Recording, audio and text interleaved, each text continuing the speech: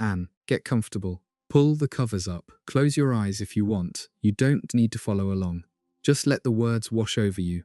Tonight we're going through the biggest plot holes in Harry Potter. All 7 books.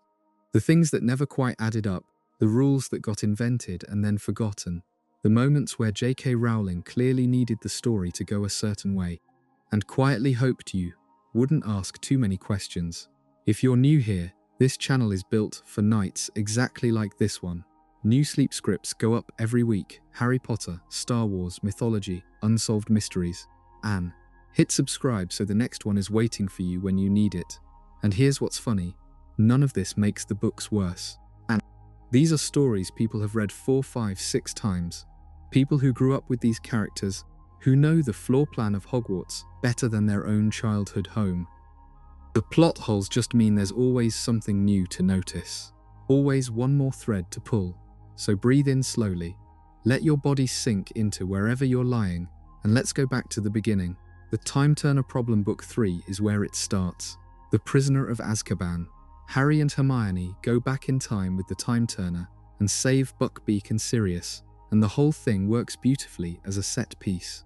Rowling pulls it off, but the moment you stop to ask what the rules actually are, the book quietly falls apart. The Time Turner works as follows, as far as the story tells us. You go back, you relive the same stretch of time, and you cannot change anything that already happened. Past Hermione was already there. Past Harry was already there. The thing that moved the rocks near Hagrid's hut, that was future Harry all along. The hooting that spooked the Dementors near the lake, that was already future Harry too. Rowling is writing a closed time loop.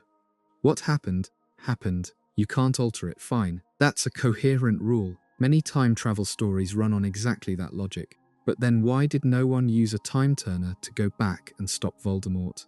The Ministry of Magic apparently had a whole cabinet of these things. Hermione has been using one all year just to take extra classes. They're regulated. Yes, Hermione's was authorized by Professor McGonagall and the Ministry, but they exist. Multiple copies exist.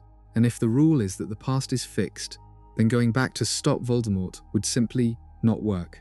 He would win no matter what you did, because he already won in the past, which means the timeline is protected, except that logic breaks down. The second Rowling uses the time turner the way she does in Book 3, because Harry and Hermione do change things. Buckbeak was going to die. The execution happened. The axe fell. They heard it. Sirius was going to be given the Dementor's kiss. Both of those things were prevented. The past was rewritten, so it's not a closed loop. The past can be changed. You can save people who were going to die. Which means, why didn't the Order of the Phoenix go back and stop the attack on the Potters in Godric's Hollow? Why didn't someone go back and stop Voldemort before he got anywhere near being the most dangerous dark wizard alive? Why didn't Dumbledore, who had access to everything, use one? Rowling's answer, delivered years later in interviews, was that the time turners could only go back a few hours. 5 hours maximum, that's the rule. You can't go back years. The books never say that, not once. If that's the rule, it needed to be in the text. And even accepting that answer, the Ministry knew, on the night Voldemort returned. The end of Book 4, the Triwizard Tournament, the graveyard. Why didn't they immediately go back 5 hours and prevent Harry from being taken? They didn't believe Harry and Dumbledore yet, fine.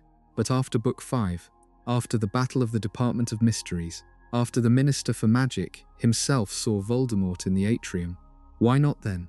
Why not go back a few hours and undo something? Anything. The books destroyed all the time turners in the Department of Mysteries during that battle. Convenient. But it feels exactly like what it is. Rowling realizing in Book 5 that she'd left a tool in the story that would break every remaining book, so she had to get rid of it. Let your arms go heavy. You don't need to figure this out. Just notice it. The story is still beautiful. The rules just weren't quite ready for the scrutiny. Dumbledore's silence. There's a version of Harry Potter where books 2 through 7 basically don't happen. In that version, Dumbledore sits Harry down at the end of year 1 and says, "Harry, I need to tell you something. A prophecy was made before you were born. It said one of you would have to kill the other. Voldemort tried to kill you because he heard part of it, but only part, because the person who told him got thrown out of the job interview before it finished. He doesn't know the full prophecy. You do now. You're going to need to prepare. That's it. That's the conversation. Harry is 11, yes. But Dumbledore trusts him with enormously dangerous information constantly, just usually too late. He takes Harry on life-threatening missions in Book 6. He leaves him detailed instructions about Horcruxes. He's clearly not someone who believes children can't handle the truth. Instead, Dumbledore spends 6 years feeding Harry information in tiny, carefully rationed pieces, always 1 year behind where Harry needed it. He knows about the Horcruxes from at least Book 2. The diary was 1, and Dumbledore is the most brilliant wizard alive. He knows about the prophecy from the moment it was made. He knows Voldemort will return. He knows, by the end of Book 4 at the absolute latest, that Harry is a Horcrux, or strongly suspects it. He tells Harry almost none of this. Rowling's in-story explanation is that Dumbledore was afraid. He loved Harry too much to treat him as a soldier. He kept putting it off. He'll say as much in Book 7, in King's Cross, in Harry's near-death vision. But the problem is structural, not emotional, because, for Dumbledore's silence to be the reason the plot unfolds the way it does, you have to believe that telling Harry earlier would have somehow made things worse. That it would have changed outcomes for the worse. It's hard to see how. Hermione would have known about the Horcruxes. They could have spent years quietly researching instead of scrambling through Book 7. Harry would have understood why Voldemort kept trying to kill him and stopped treating it as a mystery. Dumbledore himself might have found more Horcruxes before he died, if he'd had 3 extra heads working on the problem. The silence keeps the story moving. Every book, Harry needs something to figure out. If Dumbledore handed him the full picture in September of Year 1, there's no mystery to drive the plot. That's the real reason. Rowling needed Dumbledore to withhold information, so she wrote a reason for him to do it that sort of works, in an emotional register, without quite surviving a logical one. Feel that? The gentle pull towards sleep. Your breathing is slower now. Just stay with the story.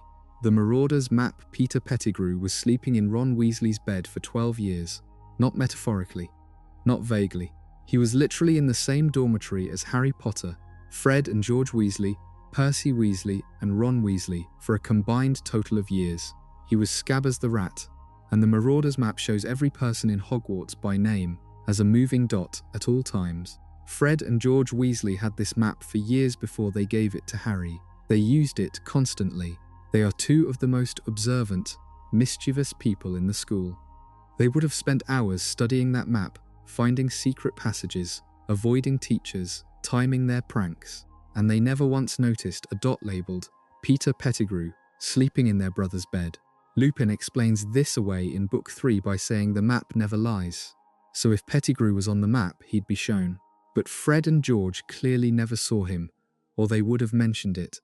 They'd have gone looking. They'd have told someone.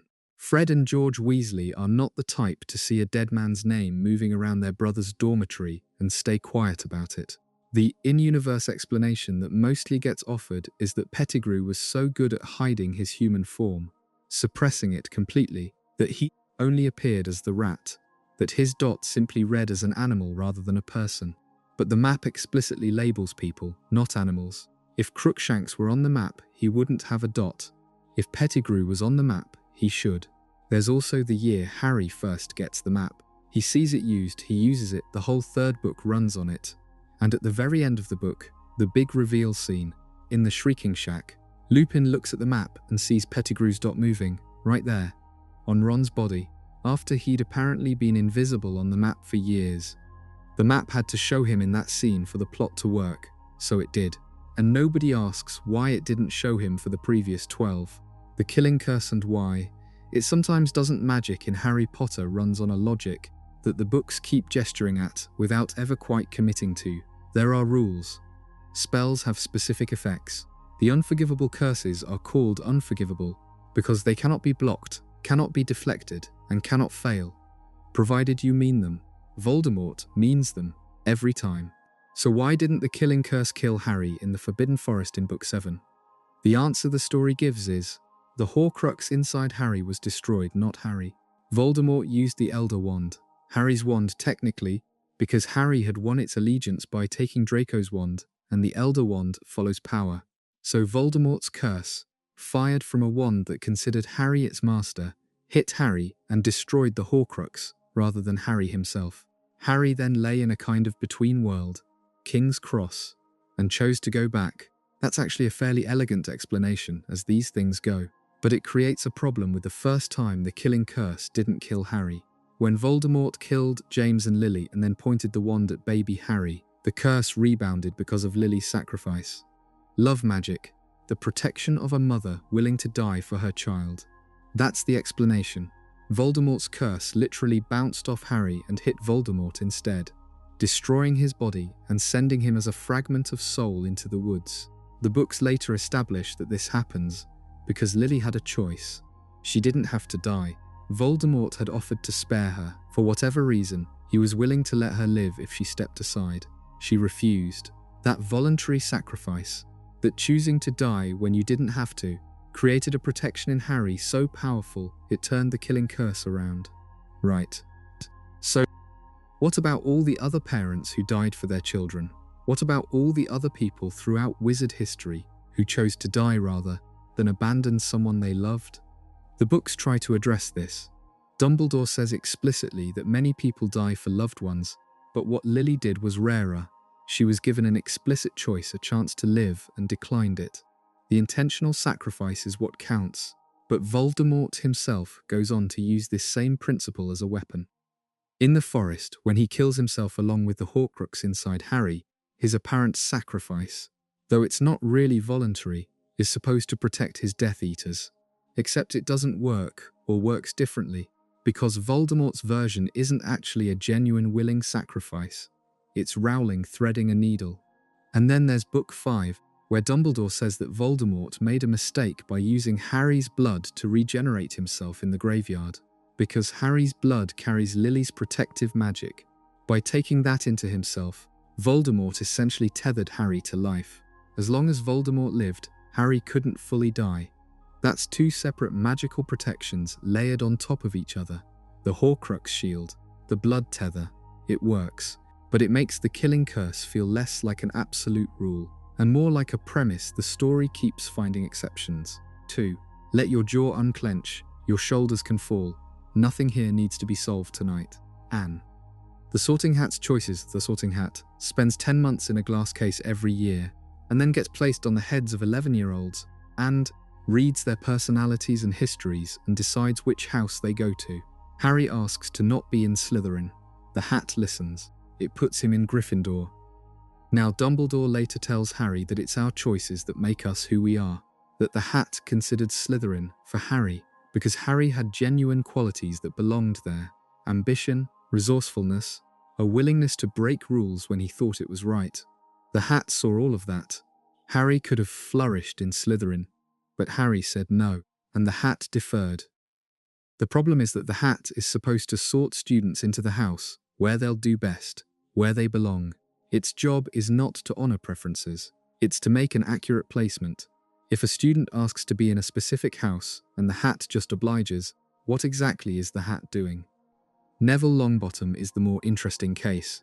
Neville shows almost no Gryffindor qualities in books 1 through 5. He's timid, anxious, academically struggling, deeply uncertain of himself. He seems terrified of almost everything.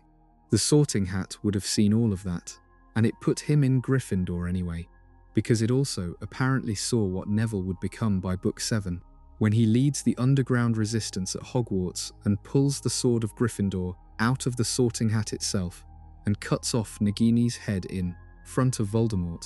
So either the Hat is predicting futures, or it's seeing potential that isn't visible yet, or it genuinely sometimes gets it wrong, and Neville happened to grow into his house. None of those options are ever confirmed. The Hat is one of those background pieces of magic that works perfectly when Rowling needs it to, and starts to wobble the moment you ask what it actually does. And then there's the question of Hermione. Hermione is the cleverest student at Hogwarts, consistently. Across 7 years, Ravenclaw is the house for the clever, the curious, the ones who love learning above everything else. Hermione loves learning above everything else. She loves it more than most of the Ravenclaws we meet. She is definitionally a Ravenclaw. The hat put her in Gryffindor because of her bravery, presumably, or because the plot needed her there, or because without her in Gryffindor, she never meets Harry and Ron, and the trio never forms, and there's no story, which is again the honest answer, but it's not a wizarding one. Occlumency and why it stops. When it becomes inconvenient, Book 5 is largely built around a single premise. Harry's mind is connected to Voldemort's, and if Harry doesn't learn to close that connection, Voldemort will be able to use it against him. Dumbledore arranges occlumency lessons with Snape. The lessons are brutal, uncomfortable, and never quite work. Harry keeps having visions of the Department of Mysteries, and then Voldemort plants a false vision. Harry sees Sirius being tortured in the Department of Mysteries. Harry believes it. He goes there. Sirius dies. Parseltongue, and when it becomes convenient, Parseltongue, the ability to speak to snakes, runs in Voldemort's bloodline. It's a trait of Slytherin's descendants. It's ancient, it's rare, it's considered a dark gift, associated with dark wizards, which is part of why Harry speaking it aloud in front of the entire school in Book 2 is so alarming. Harry has this ability because the piece of Voldemort's soul inside him transferred it. When Voldemort's soul fragment is destroyed at the end of Book 7, when Harry lies in the forest and the Horcrux is blasted away, Harry loses Parseltongue. He can no longer speak it. The ability was never really his. It was Voldemort's living inside him. That's consistent. That makes sense. Except, in Book 7, during the break-in at Gringotts, Ron mimics Parseltongue sounds he heard Harry make at the entrance to the Chamber of Secrets. In Book 2, he hisses something that sounds approximately like the word Harry used, and the Chamber of Secrets entrance opens. So Parseltongue is a language, a real language with specific phonemes, sounds that carry meaning. Ron produced the right sounds, more or less, and the door responded, which means anyone could potentially learn Parseltongue. It's not an innate magical ability. It's not a spiritual connection with snakes. It's a set of sounds. The snake door in the Chamber of Secrets doesn't check your bloodline. It just checks whether you said the right word. If Ron can open a Parseltongue door by repeating sounds he heard once, 2 years earlier, from a distance, in a state of panic, then Parseltongue is learnable. It's just a very difficult language. And the whole mystical quality of it, the rarity, the darkness, it becomes less a magical gift and more a difficult second language that most wizards never bother with. That might even be an interesting idea. But it contradicts years of the books treating Parseltongue as an innate, unteachable trait. Voldemort's plan in Book 4. The whole Triwizard Tournament is an elaborate trap. The goal, get Harry's blood for the rebirthing ritual, use it to restore Voldemort's body, and kill Harry in front of the Death Eaters as a demonstration of power. The trap is this: Bartemius Crouch Jr., disguised as Mad-Eye Moody, using Polyjuice Potion, infiltrates Hogwarts and manipulates the Triwizard Tournament from the inside.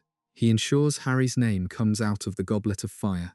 He secretly helps Harry through the 3 tasks. He turns the Triwizard Cup into a portkey. When Harry touches the cup, he's transported directly to the graveyard where Voldemort and Wormtail are waiting. This plan required breaking into Hogwarts disguised as a renowned Auror, maintaining a disguise for 10 months without a single slip, navigating the political complexities of the tournament without raising suspicion, and choreographing a 3-task competition so that Harry specifically touched the cup at the end. 10 months of the most elaborate, fragile plan imaginable. There's a portkey in the graveyard. Any object can be made into a portkey. Voldemort has Wormtail. He has Death Eaters, who come and go in the wizarding world. He has resources. Why not just make a portkey and leave it somewhere Harry would pick it up? Leave it on a Hogsmeade street. Owl him something cursed. Send a gift through the post. Harry receives unsolicited things constantly. Voldemort is said to be the most brilliant dark wizard in a century. The plan he chose was the most complicated, most delay-laden, most single point of failure scheme possible, when far simpler options were available. The tournament had to happen because it's the structure of the book. The tasks, the other champions, the Yule Ball, the World Cup, all of it needed to exist. Voldemort's plan is as complicated as it is because the story needed it to be, but in terms of actual Dark Wizard logic, it makes almost no sense. The memory of Tom Riddle in Book 2, Ginny writes in a diary. The diary writes back, The diary is a 16-year-old Tom Riddle, preserved in memory, a piece of Voldemort's soul from his Hogwarts years. The diary is a Horcrux. The diary Riddle can think. He can reason, manipulate, plan. He can speak. He has opinions and ambitions and knowledge. He is, functionally, a person. A fragment of person, trapped in ink. When Harry stabs the diary with the basilisk fang, it screams and dies. Or the soul fragment inside it dies. Or something dies. The diary is destroyed. The Horcrux inside Harry, the one that lives in the scar, also eventually needs to be destroyed. It's destroyed in the forest when Voldemort fires the killing curse and hits Harry. The fragment of Voldemort's soul is ripped away. Harry sees it in King's Cross, a small whimpering flayed thing, unable to be comforted. That fragment in Harry never seemed to give Harry Tom Riddle's memories, or Tom Riddle's voice, or Tom Riddle's opinions. Harry absorbed Parseltongue and some emotional connection to Voldemort's feelings, but not personality, not memories. The diary Horcrux was different. It had been made to project Riddle into the world, to be a weapon and a teacher and an influence. It was a special kind of Horcrux, but the question remains, all 7 Horcruxes contain a fragment of the same soul, Voldemort's, and when each is destroyed, that fragment dies, which means the Voldemort who kills Harry's parents has already lost pieces of himself to time and destruction before the series even begins. He's not one soul anymore, he's a 7th of one. Multiple fragmented, degraded pieces. The books touch on this. Each Horcrux creation damaged Voldemort, made him less human, destabilized him. He's less himself every time. The thing that killed James and Lily Potter is not the Tom Riddle who sat in the library at Hogwarts reading advanced magic texts. He's been pulled apart from the inside. It's a genuinely unsettling idea. It just raises a question the books never quite answer.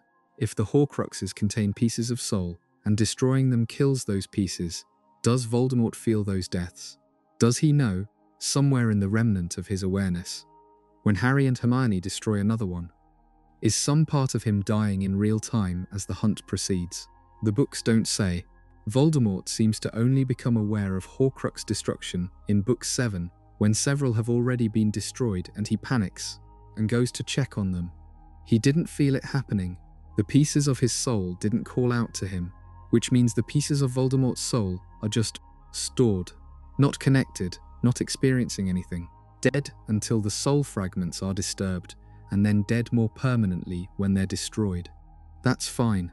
It just makes the Horcruxes feel more like a magical hard drive than the sacred, terrible act of soul division they're treated as in the text.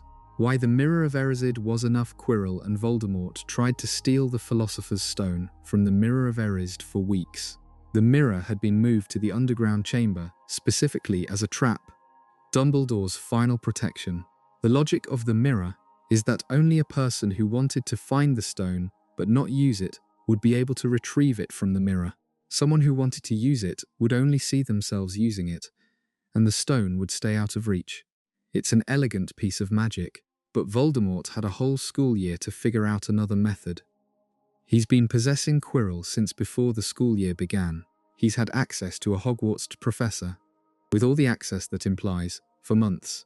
He's a magical genius who invented spells that nobody else could figure out. He spent his entire time trying to get past the mirror. He couldn't find another way in. He couldn't find a way to destroy the mirror.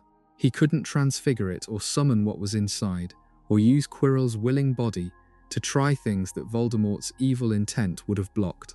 The obvious answer is that Dumbledore's charm was unbreakable, that no amount of dark magic would get past the mirror's enchantment.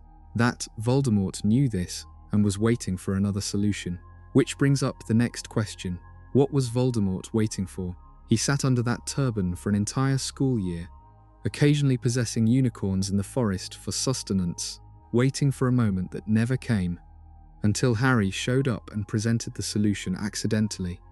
Dumbledore knew Voldemort was there. He spent the year letting a part-possessed man teach children. He set his protections and waited to see what would happen. That's another window into Dumbledore's operating method. He knew a fragment of Voldemort was in the school. He didn't tell anyone. He let the school year run. He made arrangements in case things went wrong, sent Harry's parents' cloak to Harry, made sure Hagrid had the dragon egg story to tell, arranged the mirror as the final barrier, and then trusted the situation to unfold. It did. It cost Harry his first near-death experience. Quirrell died. Voldemort escaped. Dumbledore called it a success. Your breathing is slow, and even now, the images from the books are drifting through. The mirror's golden frame, the turban, the forbidden corridor, the trapdoor, the chess set, the dark-winged keys, all of it moving past like a river. Why was Snape allowed to be this way? Book 1. Potions class. Harry Potter's very first lesson. Snape calls on Harry and asks him a series of questions in front of the entire class, fully knowing Harry didn't have the answer, and then mocks him when he fails to respond. Harry hadn't done anything to Snape. He'd been at the school for 2 days. This becomes a pattern. Snape deducts points from Gryffindor constantly, for things that aren't rule violations. He fails Harry on assignments that Hermione later describes as excellent. He allows Draco Malfoy to bully other students openly in his classroom. He calls Hermione a know-it-all in front of everyone. He threatens to poison Neville's toad. He is by any measure a terrible teacher. Not strict. Teachers can be strict and fair. Snape is neither. He is specifically and deliberately cruel to children who haven't earned his cruelty, based on old grudges that have nothing to do with them. McGonagall would never behave this way.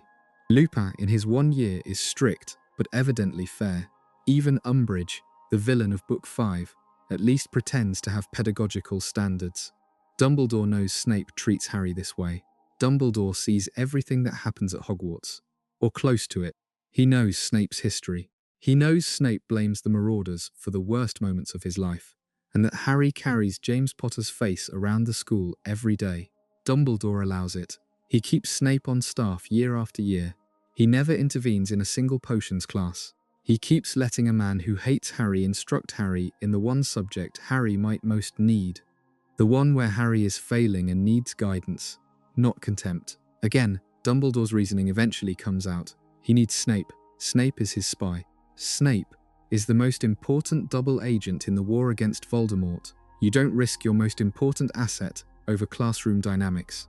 But that logic, while strategically defensible, means Dumbledore looked at a grieving child.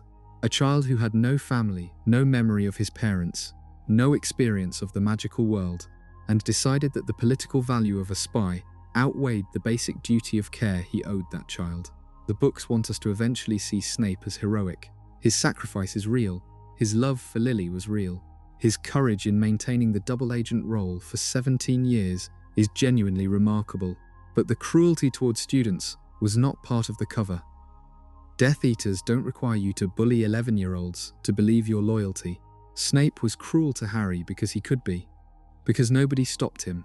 Because Dumbledore had decided the arrangement was acceptable. That cruelty is never addressed. By the end of Book 7, Harry names his second child after Snape and calls him the bravest man he ever knew. The classroom cruelty is absorbed into the heroism and forgotten. Polyjuice Potion and the body problem. Polyjuice Potion transforms you into another person. Completely. You take their appearance, their voice, presumably their build and weight. You become them physically for 1 hour, after which the transformation wears off and you return to yourself. In Book 2, Harry and Ron become Crabbe and Goyle to infiltrate Slytherin common room. They're convincing enough that Draco Malfoy, who has known Crabbe and Goyle for over a year, doesn't spot anything off.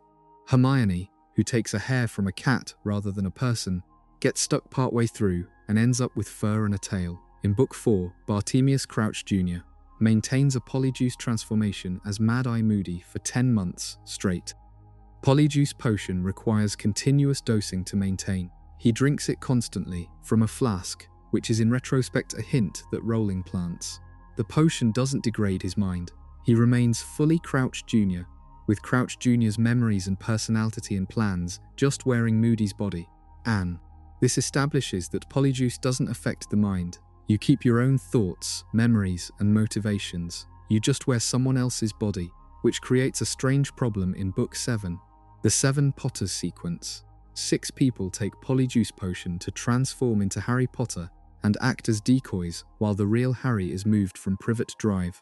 The 6 decoys, including Ron, Hermione, Fred, George, Fleur, and Mundungus Fletcher, each take a bit of Harry's hair and become perfect copies of him. They describe the experience. They can feel the transformation. Ron says something about Harry being shorter than he expected, experiencing the world from slightly different proportions. It's played for awkward humor, but think about what's actually happening. These people are transforming into a specific human body that carries specific trauma. Harry has a scar from a curse that should have killed him. His eyes are his mother's. He lived in a cupboard under the stairs for 10 years, which presumably had some effect on his physical development. Does the Polyjuice copy that exactly? Does Ron as Harry feel the scar? Does he feel the physical history of Harry's body? Anne. The books don't engage with this at all, because engaging with it would slow down the action sequence. It's one of those questions you think of later, lying in bed, and then can't stop thinking about. There's also the question of what happens to the original person's body during the transformation. When you become Crabbe, does Crabbe's body wait somewhere? Is the real Crabbe functionally paused? Obviously not. Crabbe is somewhere else, being himself, while someone else wears his shape. The copy is not Crabbe, it's just a physical resemblance. So what is the hair providing? What is extracted from the hair that allows the potion to recreate a person's body? If it's DNA, in a loose magical sense, then Polyjuice is basically cloning technology. A temporary body grown from biological material and then dissolved. That's a deeply strange thing to swallow, as a casual potion, that school children brew in a bathroom. The whole tragedy of Book 5 is built on Harry's inability to master occlumency. Dumbledore later says, in his long explanation at the end, that this is partly his fault. He should have taught Harry himself, but he avoided spending time with Harry that year because he was afraid the connection would make it easier for Voldemort to possess Harry if they were near each other. Fine. Dumbledore made a mistake, that's acknowledged, but here's the plot hole that lives inside the premise. In books 6 and 7, the connection between Harry and Voldemort largely just stops being a problem. Harry stops getting visions. Voldemort stops using it against him. The Occlumency storyline, which consumed most of Book 5, which cost Sirius his life, is essentially dropped. There are moments in Book 7 where Harry deliberately opens the connection to find out what Voldemort is doing and where he is. He uses it as an intelligence tool. The thing that nearly destroyed him in Book 5 becomes, by Book 7, a spy device he switches on voluntarily. Rowling's explanation is that Harry got better at managing it, that the occlumency lessons, even the filled ones, helped, that he didn't close the door, but he learned which times to look and which not to. That's possible. It's just never shown. There's no scene where Harry masters something. No moment of realization. The problem just quietly becomes less severe as the books needed it to. The invisible problem, the Invisibility Cloak, is one of the 3 Deathly Hallows. It belongs to Harry, Anne. It was passed down through the Potter family from death itself. According to the legend of the 3 brothers, it's a true invisibility cloak, unlike normal wizard invisibility cloaks, which fade and become useless over time. This one never degrades. You can't see through it. You can't detect it with magic. It's perfect. Dumbledore borrowed it from James Potter on the night James and Lily died. He had it for a year. He used it to study it, apparently. He returned it to Harry at Christmas, in Book 1, with a note saying it was James's, and he thought Harry should have it. Why did Dumbledore borrow it? No answer is ever given. Dumbledore knew it was a Deathly Hallow. He's been searching for the Hallows his whole life. This is one of his great secrets, revealed only in Book 7. He knew the cloak was special. He studied it for a year.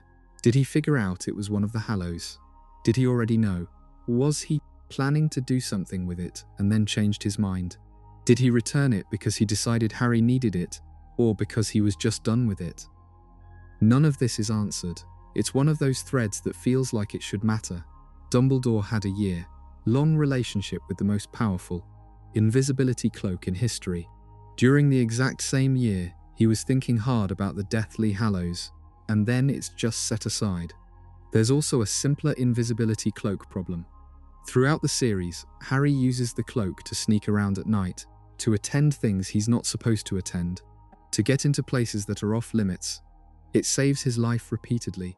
It seems like an invaluable tactical tool for anyone fighting Voldemort. And then in Book 7, Harry, Hermione and Ron are hunting Horcruxes, which is dangerous, which means staying hidden is the whole point. and they still find constant reasons to not be under the cloak when bad things happen to them. They get caught. They get spotted. Hermione accidentally says Voldemort's name, which the Death Eaters have put a taboo on, and a squad of snatchers appears immediately. Under the cloak, that word would have been meaningless. The taboo presumably worked by detecting when the name was spoken and then locating the speaker. Under a cloak that can't be detected with magic, you would think the location would be undetectable. Unless the taboo works differently. Unless it traces the sound, not the person. But that's not established either. Close your eyes properly now. Let your eyelids be heavy. The questions will still be here tomorrow. The prophecy that only half works. The prophecy in Book 5 goes, "The one with the power to vanquish the Dark Lord approaches, born to those who have thrice defied him, born as the 7th month dies, and the Dark Lord will mark him as his equal, but he will have power the Dark Lord knows not, and either must die at the hand of the other, for neither can live while the other survives." There were 2 candidates for this prophecy, Harry Potter and Neville Longbottom. Both were born at the end of July. Both had parents who had defied Voldemort 3 times. Both could have been the chosen one. Voldemort chose Harry. He went to Godric's Hollow, not to find Neville, and by attacking Harry, he made the prophecy about Harry. Dumbledore explains this to Harry in Book 5. The prophecy only became Harry's because Voldemort chose him. Had Voldemort gone after Neville instead, the prophecy would have been Neville's. That's a genuinely interesting idea. The prophecy was self-fulfilling. Voldemort created his own nemesis by choosing one, but the prophecy says the Dark Lord will mark him as his equal. Voldemort marked Harry with the scar. That's the mark. The mark is the scar. It happened on the night in Godric's Hollow. If Voldemort had gone after Neville instead, the mark would have been on Neville, the scar, and then everything, the Horcrux piece of soul, the shared power, the tether through Lily's blood, would have been Neville's. Except, Voldemort didn't use Lily's blood to come back in Book 4. He used Harry's blood specifically because he thought Harry's blood had the protective magic. If the chosen one had been Neville, Voldemort presumably would have used Neville's blood, and then Harry would have been irrelevant. The story works. The story is satisfying, but the moment Rowling introduced the "it could have been Neville" idea, she opened a door into an alternate Harry Potter, where Harry is just a kid who grew up in a normal wizarding family, while Neville Longbottom saved the world. And you can't help but wonder what that story looked like. Hagrid's motorbike, and why nobody seemed worried. On the night Voldemort was defeated, the night baby Harry was rescued from Godric's Hollow, Hagrid flew a motorbike to the house, picked up Harry from the rubble, and delivered him to Privet Drive. Dumbledore and Professor McGonagall were already there. Sirius Black had lent Hagrid the motorbike. Now, Sirius Black was James Potter's best friend. He knew James and Lily were in hiding. He was one of very few people who knew where they were. When he heard they were dead, he went to Godric's Hollow himself. He found the ruins. He found Hagrid already there with Harry. Sirius offered to take Harry himself. Hagrid said no. Dumbledore's orders were that Hagrid deliver Harry to his aunt and uncle, and Hagrid follows Dumbledore's orders. Sirius handed over the motorbike and let Hagrid go. He didn't argue, he didn't go with them. He let the person he loved most in the world, his godson, the son of his best friend, the child whose parents he'd just found out were dead, be taken away to live with strangers, and then he went to find Peter Pettigrew. The story tells us Sirius suspected Peter almost immediately. He knew Peter had been the Potters' secret keeper. He knew the Potters were dead. He went looking for Peter, confronted him. Peter faked his own death and framed Sirius, and Sirius went to Azkaban. Here's the piece that doesn't quite hold together. The Ministry of Magic arrested Sirius without a trial. They just put him in Azkaban. No trial, no hearing, no evidence. He spent 12 years there. Rowling's explanation, given in Book 3, is that the Ministry was in chaos after Voldemort's fall. People were celebrating. Nobody was thinking straight. Sirius was a black from a dark family, and everyone assumed he was a Death Eater. The evidence seemed obvious. They locked him up and moved on. But Sirius was also the most trusted friend of James Potter. He'd been fighting Voldemort on the right side the whole time. Dumbledore knew this. Dumbledore trusted Sirius. Dumbledore was one of the most powerful and respected wizards in Britain. Dumbledore never intervened in 12 years. He never said, "Wait, give this man a trial." He never said, "I know Sirius Black, I vouch for him."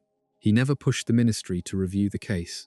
When Harry finds out in Book 3, Dumbledore says, essentially, that there was nothing he could do. The Ministry wouldn't listen. Fudge was in charge and wouldn't be moved. That's the explanation. It just requires you to believe that Albus Dumbledore, the most famous and respected wizard alive, couldn't get one man a trial in 12 years. One man he knew personally. One man who was sentenced with no trial at all. Let that one sit. Don't worry about solving it. Just let the weight of it settle and then drift away. The House Elves and the question nobody asked. For most of the series, House Elves are presented as creatures who genuinely love servitude. Dobby is the exception. He wants to be free. He fought for it. He wore his freedom like a badge.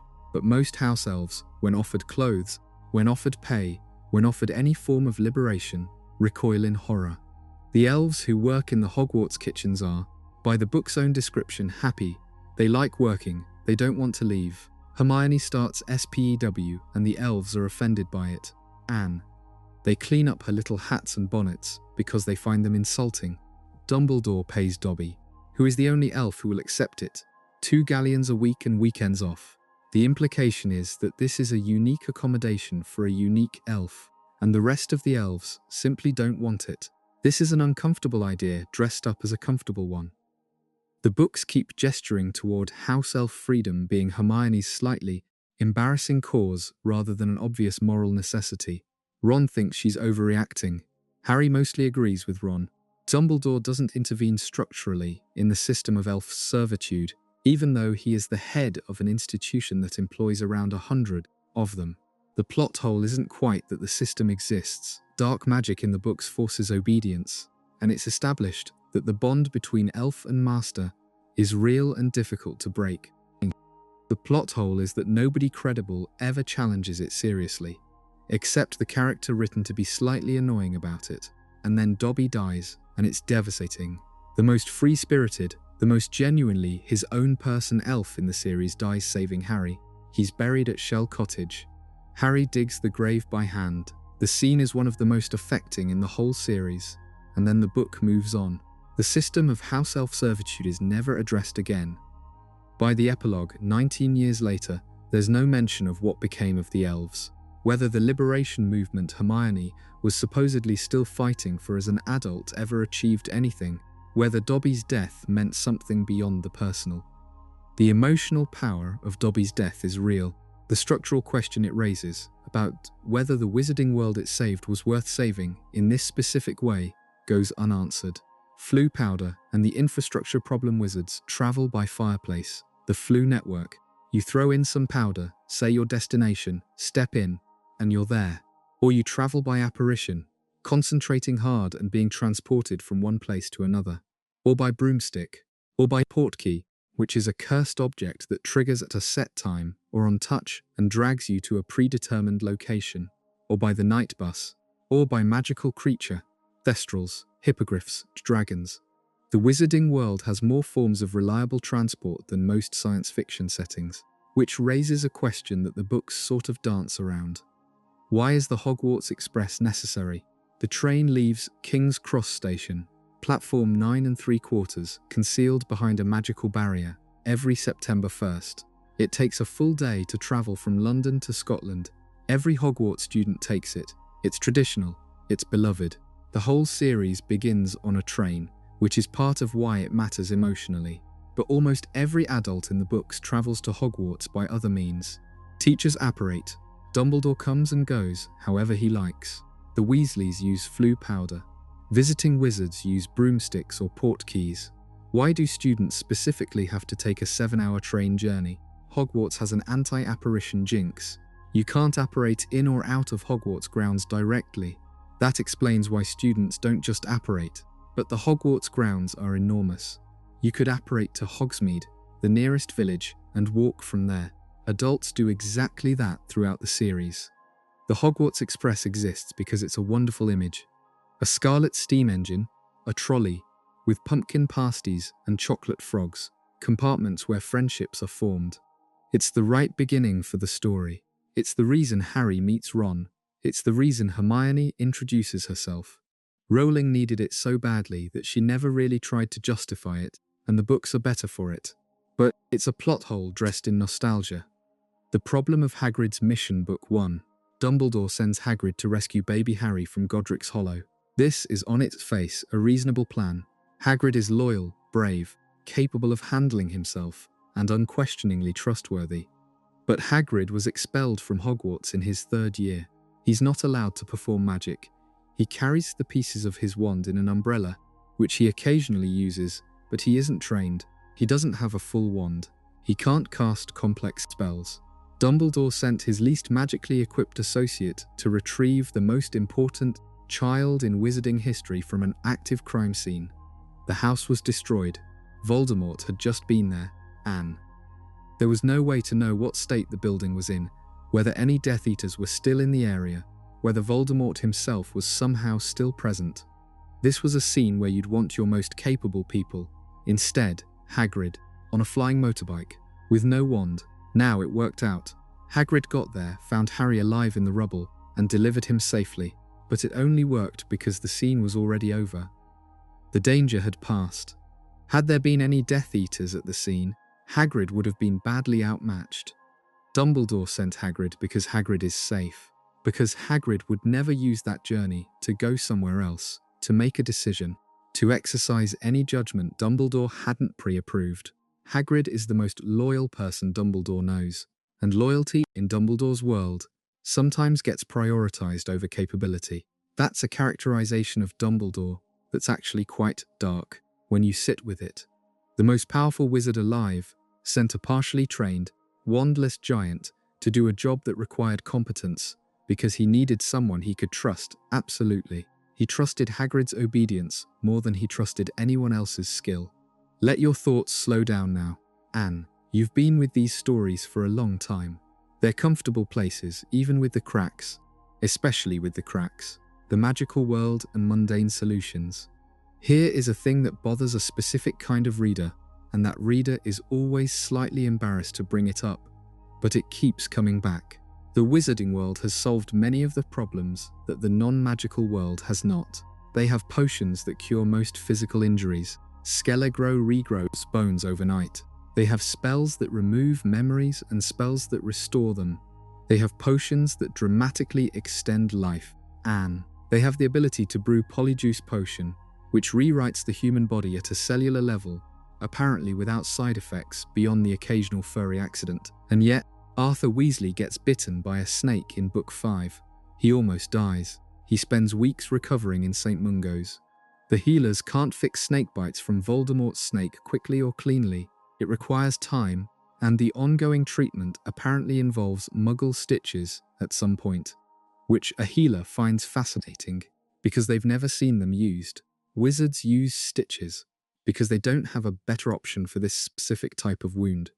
Fred Weasley dies from an explosion. The magical world has spells that can rebuild stone walls in seconds, transfigure matter, reverse physical damage to objects, and Fred dies from blast injuries that the magical world apparently can't treat. Mad-Eye Moody lost his eye and his leg. The magical world replaced his leg with a wooden one. It couldn't give him a real leg. It could give him a magical eye that sees, through the back of his head, through solid objects, and presumably through invisibility cloaks, but it couldn't put a normal biological leg on the man's body. These aren't plot holes exactly. The magical world isn't all-powerful, and magic solving every problem would make conflict impossible. But there's a gap between how capable the books tell us magic is, Skelegro, Polyjuice, the general medical capabilities of St. Mungo's, and how often the books need characters to suffer from things magic can't fix. Rowling draws the line differently, depending on what the story needs at that moment. If someone needs to suffer for dramatic purposes, magic can't help. If someone needs to recover quickly so the plot can continue, magic is swift. The logic is narrative, not internal, which is fine. Stories need that flexibility. But it means that if you start trying to map the rules of wizarding medicine, the map won't match the territory. The Dementors and why they worked. For anyone, Dementors feed on happiness. They drain it from anyone nearby. They force the people around them to relive their worst memories, their darkest moments. Prolonged exposure drives people to insanity. The Dementor's kiss removes the soul entirely, leaving a living shell. It's a permanent, irreversible punishment considered worse than death. The Ministry of Magic used them as prison guards for Azkaban for centuries. This arrangement requires the Dementors to maintain their end of a deal they presumably have no reason to honor. The Dementors are described as not fully sentient in a human way. They don't have goals, they don't have values, they don't understand or care about justice. They want to feed, they want souls. They are kept semi-satisfied by feeding on the misery of the prisoners around them. Why would Dementors ever follow an order from the Ministry? What leverage does the Ministry have? The implication is that the Dementors have an arrangement. They guard the prisoners, and in exchange, they get to feed. They get a regular supply of human misery. They get to occasionally kiss prisoners who go completely mad. That arrangement falls apart immediately the moment Dementors decide they'd rather not. And in Book 7, they do decide. They leave Azkaban. They go to Voldemort. They start breeding, or increasing, however it is Dementors multiply, which is apparently by sucking all the hope out of an area until new ones form from the darkness. And they spread out across Britain, causing fog and despair wherever they go. Voldemort's relationship with Dementors presumably works the same way. He feeds them. He offers them prisoners and death and misery, and in exchange they cooperate. Which means the Dementors aren't loyal to anyone. They're contracted, and they'll work for whoever offers the best terms. If that's the case, the Ministry should have always known that the Dementor arrangement was temporary and strategic from the Dementors' perspective. Azkaban's security was built on a foundation that could switch sides at any moment and would switch sides if a better offer came along. They knew this. They used Dementors anyway, for centuries. And then at the end of Book 7, after Voldemort is defeated, the Dementors are still there. They're just Dementors. Nobody suggests destroying them. Nobody suggests a new prison model.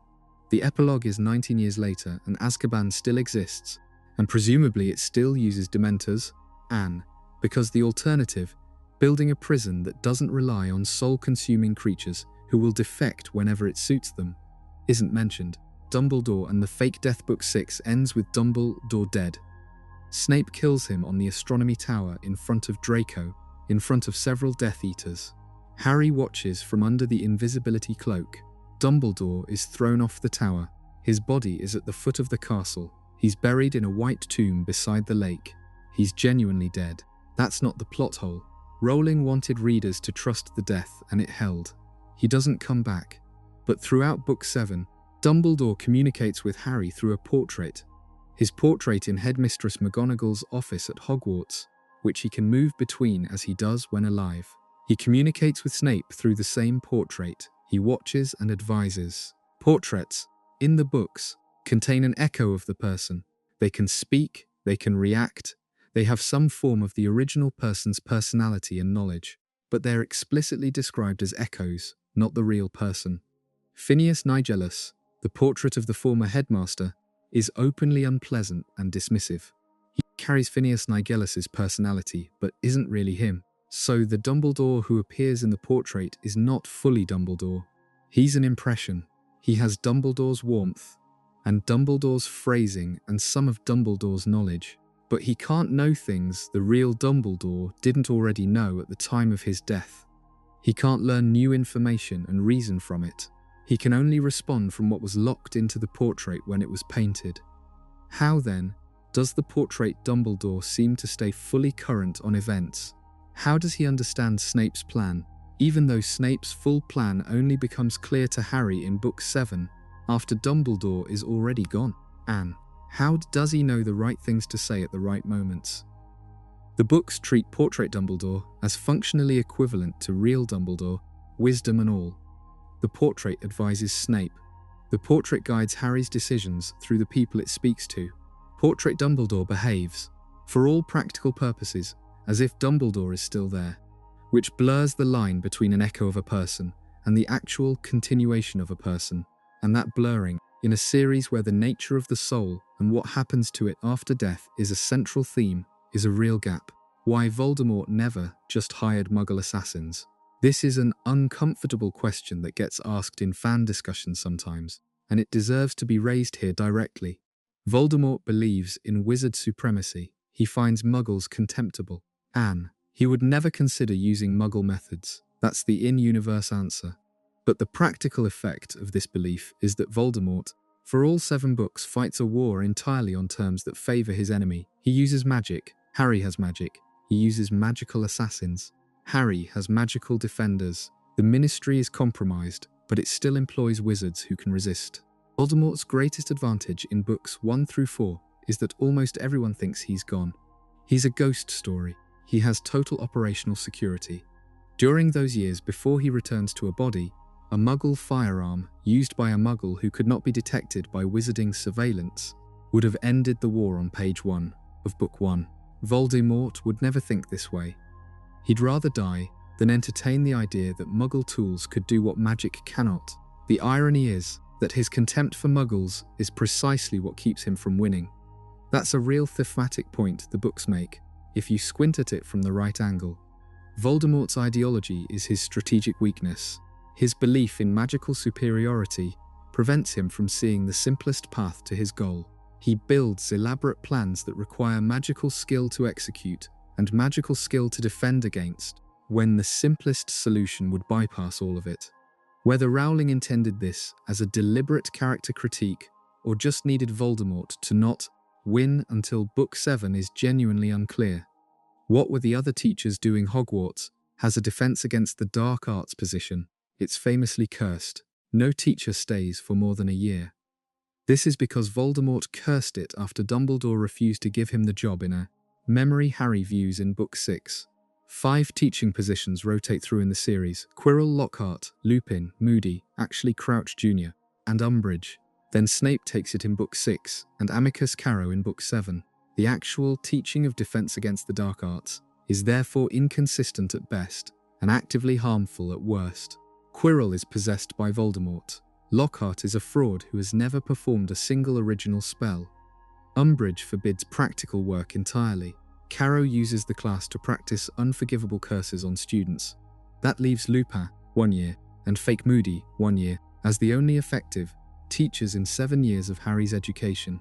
Harry faces Voldemort, a fully trained adult dark wizard of extraordinary power, 4 separate times, plus numerous Death Eater encounters.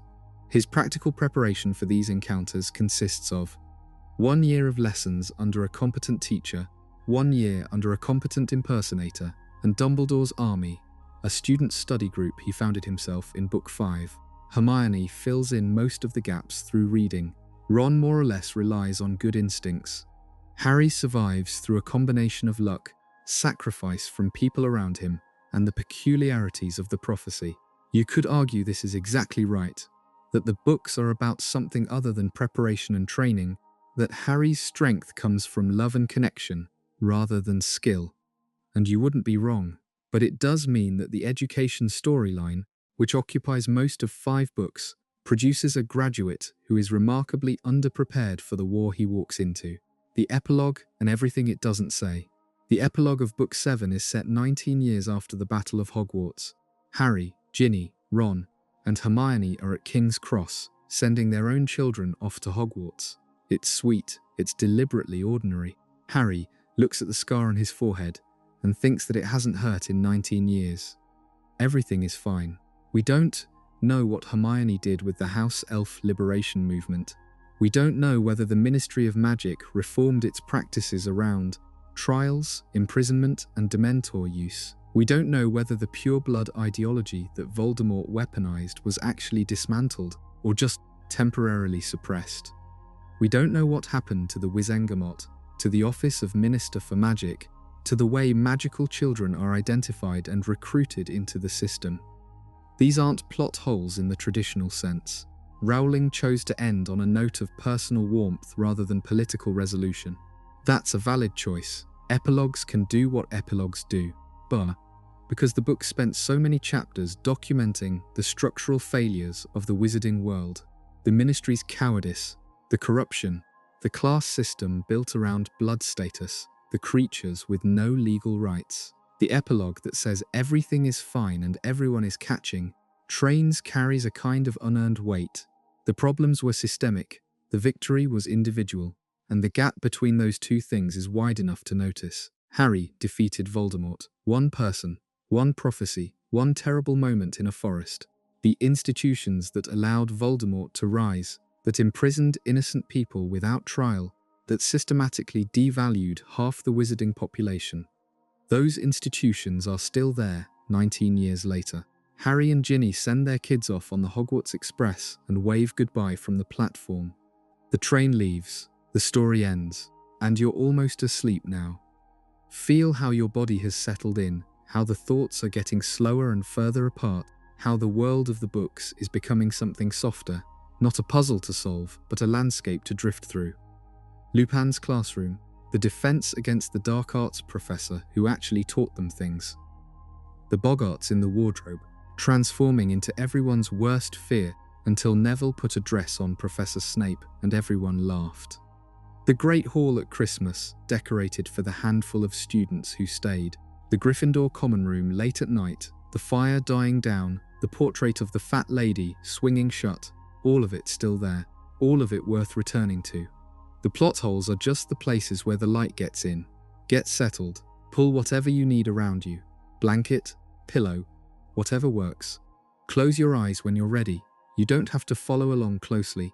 Anne, the words are just something for your mind to hold on to, while the rest of you lets go. We're going back to Hogwarts tonight, back to the rules that bent, the moments the plot quietly needed something that the world building hadn't quite provided, the questions you asked yourself once, and then couldn't stop asking. None of it matters. None of it makes the books less than what they are. We're just looking at the cracks. Take a slow breath, and let's go. The wand allegiance problem wands in Harry Potter are not just tools. They're partners. They choose their wizard. Ollivander says this in Book 1, and the series builds on it gradually until Book 7, when the logic of wand allegiance becomes the structural spine of the entire ending. The Elder Wand's allegiance transfers when its master is disarmed or defeated in a duel. Not killed, defeated. The wand follows power, follows conquest. Dumbledore won it from Grindelwald. Draco disarmed Dumbledore on the Astronomy Tower, so Draco became the Elder Wand's master, even though Draco never physically held the Elder Wand. Harry then disarmed Draco at Malfoy Manor and took his Hawthorn wand, so Harry became the master of anything Draco had mastery over, including by extension the Elder Wand. That's the logic. It's complicated, but it holds together. Except Snape killed Dumbledore. On Dumbledore's own request, yes, but Snape cast the curse. Snape's wand produced the Avada Kedavra that sent Dumbledore off the tower. Anne, if wand allegiance follows the person who defeats the master, and defeating includes killing, then shouldn't the Elder Wand have shifted its allegiance to Snape? Rowling's answer is that it didn't, because Draco had already disarmed Dumbledore before Snape arrived. Dumbledore had already been physically overpowered. The wand had already shifted. Snape killing a wandless, dying, already defeated Dumbledore didn't count as conquest. That works at a stretch, but it requires the wand to be tracking a specific sequence of events and making a judgment call about what counts as a real defeat. How does a wand know the difference between killing a man and conquering him? How does it know Dumbledore was already effectively defeated when Snape's curse hit? Does the wand have opinions? Does it evaluate intent? If the wand can distinguish between types of defeat and withhold its allegiance accordingly, then the whole system is more subjective than the books let on. And if it's subjective, if the wand decides, then every conclusion that follows from wand allegiance logic becomes shakier. The reason Harry's Expelliarmus works at the end, the reason Voldemort's killing curse rebounds, the reason the Elder Wand can't fully kill its true master, all of it rests on this system working cleanly, and the system, examined carefully, is making judgment calls. Let your arms feel heavy. Just notice that and keep breathing. There's also the question of what happens when a wand is simply stolen. Not in a duel, not through a disarming spell. Just taken, out of a pocket, off a table, out of a dead hand. In Book 7, Hermione grabs Bellatrix Lestrange's wand after they escape from Malfoy Manor. Does that wand now consider Hermione its master? The books suggest probably not. Hermione notes that it's an unpleasant wand to use, that it doesn't work well for her, that she can feel the wand resisting, which implies that theft without magical defeat doesn't transfer allegiance. But then, Harry takes 2 wands from Draco at Malfoy Manor. He disarmed Draco in a brief struggle. That counted as conquest. That's why the Elder Wand ultimately follows Harry rather than Voldemort. So magical disarming transfers allegiance, but physical theft doesn't. Where is the line? When the Snatchers take Harry's wand and pass it around, one of them uses it for a while. Does that wand's allegiance flicker? When Voldemort snaps Harry's original Holy Wand, does the Holy Wand's allegiance matter anymore, or does snapping a wand end the relationship entirely? The books needed wand allegiance to work a specific way at a specific moment, and it does, precisely, but it leaves every adjacent question unanswered. The letter Dumbledore left on the doorstep. When Dumbledore leaves baby Harry on the Dursley's doorstep, he tucks a letter into the blankets. We never find out exactly what the letter says. We know it explained who Harry was. Professor McGonagall, who spent the whole day watching the Dursleys and was deeply skeptical of leaving a child with them, was apparently mollified by whatever the letter contained. She and Dumbledore disagreed about the Dursleys being the right choice, but she didn't stop him. The letter was enough. When Harry's 11 and receives his first Hogwarts letter, and the Dursleys refuse to acknowledge it, we see that Petunia Dursley has known about the wizarding world for years. She knew about Lily's magic. She knew enough to be afraid of it, to resent it, to spend 10 years pretending it didn't exist. The letter Dumbledore left presumably told her why Harry was there, who Harry was, and why she had to take him. But here's what the books never address. The protection Lily's sacrifice created, the one that kept Harry safe at the Dursleys, was tied to him being able to call that house home. Being raised there, not just dropped off. Anne. The blood protection only worked as long as Harry could return there each summer, and it could register as where he lived. Dumbledore explains all of this in Book 5, in the long conversation after Sirius dies. He's very clear, the protection exists because Petunia took Harry in. Because blood shared through Lily, Petunia's own blood, made the protection extend to wherever that blood lived. What Dumbledore doesn't explain is why Petunia took him in. She hated magic. She spent her adult life pretending her sister didn't exist. She had a husband who despised anything outside the ordinary, and a son she was already raising to share those values. Leaving a magical infant on her doorstep was not obviously going to produce a willing guardian. The letter convinced her, or compelled her, or threatened her. Something in that letter made Petunia Dursley take in the child she clearly didn't want. In Book 5, when Harry is about to leave Privet Drive permanently, Petunia has a moment, a single sentence where she almost says something and then doesn't. It's one of the most tantalizing almost scenes in the whole series. She looks at Harry like she wants to tell him something. She stops herself. She leaves. Rowling has said in interviews that Petunia was written as someone who almost chose the magical world and couldn't, who envied and resented Lily from a distance her whole life. The letter Dumbledore left her apparently reminded her of what she owed, or what was owed to her, or both. But the books never show the letter, never quote it, never name what Dumbledore said that was enough. That absence is a small one, by Harry Potter standards. But it sits there, in the corner of every chapter that takes place at Privet Drive.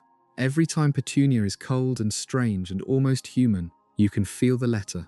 Why? Didn't Voldemort just wait?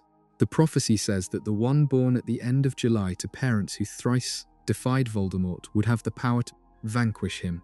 Voldemort hears part of this. Snape, who was eavesdropping, was thrown out before the end and decides to act immediately. He didn't have to. The prophecy says one of them will have to kill the other. It doesn't set a deadline. It doesn't say when. It doesn't say the child must be killed as a baby or the window closes. It says neither can live while the other survives. That's a permanent condition, not a ticking clock. Harry was 15 months old when Voldemort went to Godric's Hollow. He wasn't a threat. He wasn't even walking steadily. Voldemort was at that point the most powerful dark wizard alive, had most of the wizarding world either frightened into submission or actively working for him, and was arguably winning the war. His position was strong. If he'd waited, let Harry grow up, assessed him at 11, 12, 15. He could have made a far more informed decision about whether this child was genuinely a danger. He could have watched the prophecy child develop, identified whether Harry was actually displaying unusual power, and acted from a position of knowledge rather than panic. Instead, he went immediately, based on half a prophecy, and in doing so created exactly the situation the prophecy described. He marked Harry as his equal. He gave Harry a piece of his own soul. He made Lily's death a willing sacrifice that wrapped Harry in protection so complete it would take 7 books to unravel. Voldemort caused his own destruction by trying to preempt it. The books acknowledge this. Dumbledore says it explicitly. Voldemort, despite his brilliance, had gaps in his knowledge and judgment. He didn't understand love magic because he'd never felt it. He didn't believe any protection could hold against him. He acted in certainty and created the very problem he was trying to prevent. That's a real insight into the character. It's intentional. Voldemort's greatest weakness is his inability to imagine anything he can't understand, but it still leaves you wondering why Snape, Voldemort's most intelligent advisor, the man who had just witnessed the prophecy and had overheard enough to understand its general shape, didn't say, "Wait, why go now? What's the rush?" Maybe he did say it, and Voldemort ignored him. The books don't show that conversation. Snape had already gone to Dumbledore by that point, desperately trying to save Lily. He was compromised. But even in his compromised state, his tactical intelligence would have flagged the obvious. Acting on incomplete intelligence is dangerous. Going after a baby based on half a prophecy, with the war already going well, made no strategic sense. Voldemort went anyway, because he was afraid, because the prophecy introduced the possibility that something could end him, and he couldn't tolerate that possibility existing unaddressed. His fear of death, the thing that drove him to create Horcruxes in the first place, was the thing that made the prophecy come true. Let that settle. Your shoulders are probably higher than they need to be. Let them drop. The apparition question at Hogwarts has an anti-apparition jinx over the grounds. Everyone knows this. Anne. It's mentioned early in the series and reinforced in Book 6 when the students take their apparition tests on the grounds. They're specifically given a lift over the jinx for those lessons, which is why they can practice inside the school's boundaries that day. And then the jinx resumes. Nobody can apparate in or out of Hogwarts. This is a genuine functioning magical rule. So in Book 7, when Voldemort and the Death Eaters are laying siege to Hogwarts, and the protective enchantments Snape had placed as headmaster are being stripped away, why can Death Eaters suddenly apparate inside the school? The answer the books gesture toward is that once the magical protections fall, the anti-apparition jinx goes with them. The school becomes vulnerable. That's coherent. But earlier in Book 7, Dumbledore's army is hiding in the Room of Requirement, which shifts and moves, and isn't quite a fixed location in the castle. Voldemort can't figure out where it is. Snape doesn't know exactly where it is. The room exists only when you need it, and it exists wherever you need it to be. If the anti-apparition jinx is a property of the Hogwarts grounds rather than any specific location, the Room of Requirement should still be subject to it. You couldn't apparate into the Room of Requirement any more than you could apparate into the Great Hall, except that Neville at one point in Book 7 gets food into the Room of Requirement via what seems like magical delivery. The Hog's Head in Hogsmeade, run by Aberforth, is connected to a portrait passage that leads to the Room of Requirement. That's not apparition, that's a physical tunnel. But the Hog's Head is outside the Hogwarts grounds. The portrait is a fixed point in the school. Physical objects moving through a fixed magical corridor, while the school is under anti-apparition. Jinx isn't a contradiction. The actual contradiction is smaller and less often discussed. During the Battle of Hogwarts, Harry, Ron, and Hermione apparate in and out of Hogwarts adjacent areas multiple times in the final act. Anne. They're moving around quickly enough that it's hard to track exactly where they are relative to the school's boundaries. Anne. The books are deliberately fast-paced at this point. Rolling wants you moving forward, not checking coordinates, which is probably the honest answer. The geography gets loose when the action needs to be fast. Azkaban and what it actually proves, Sirius Black escaped from Azkaban. He's the first person to ever do it. The Ministry is terrified. They deploy Dementors to every entrance of Hogwarts. The whole of Book 3 runs on the threat of a man who walked out of the most secure prison in the wizarding world. How did he do it? He transformed into his dog form.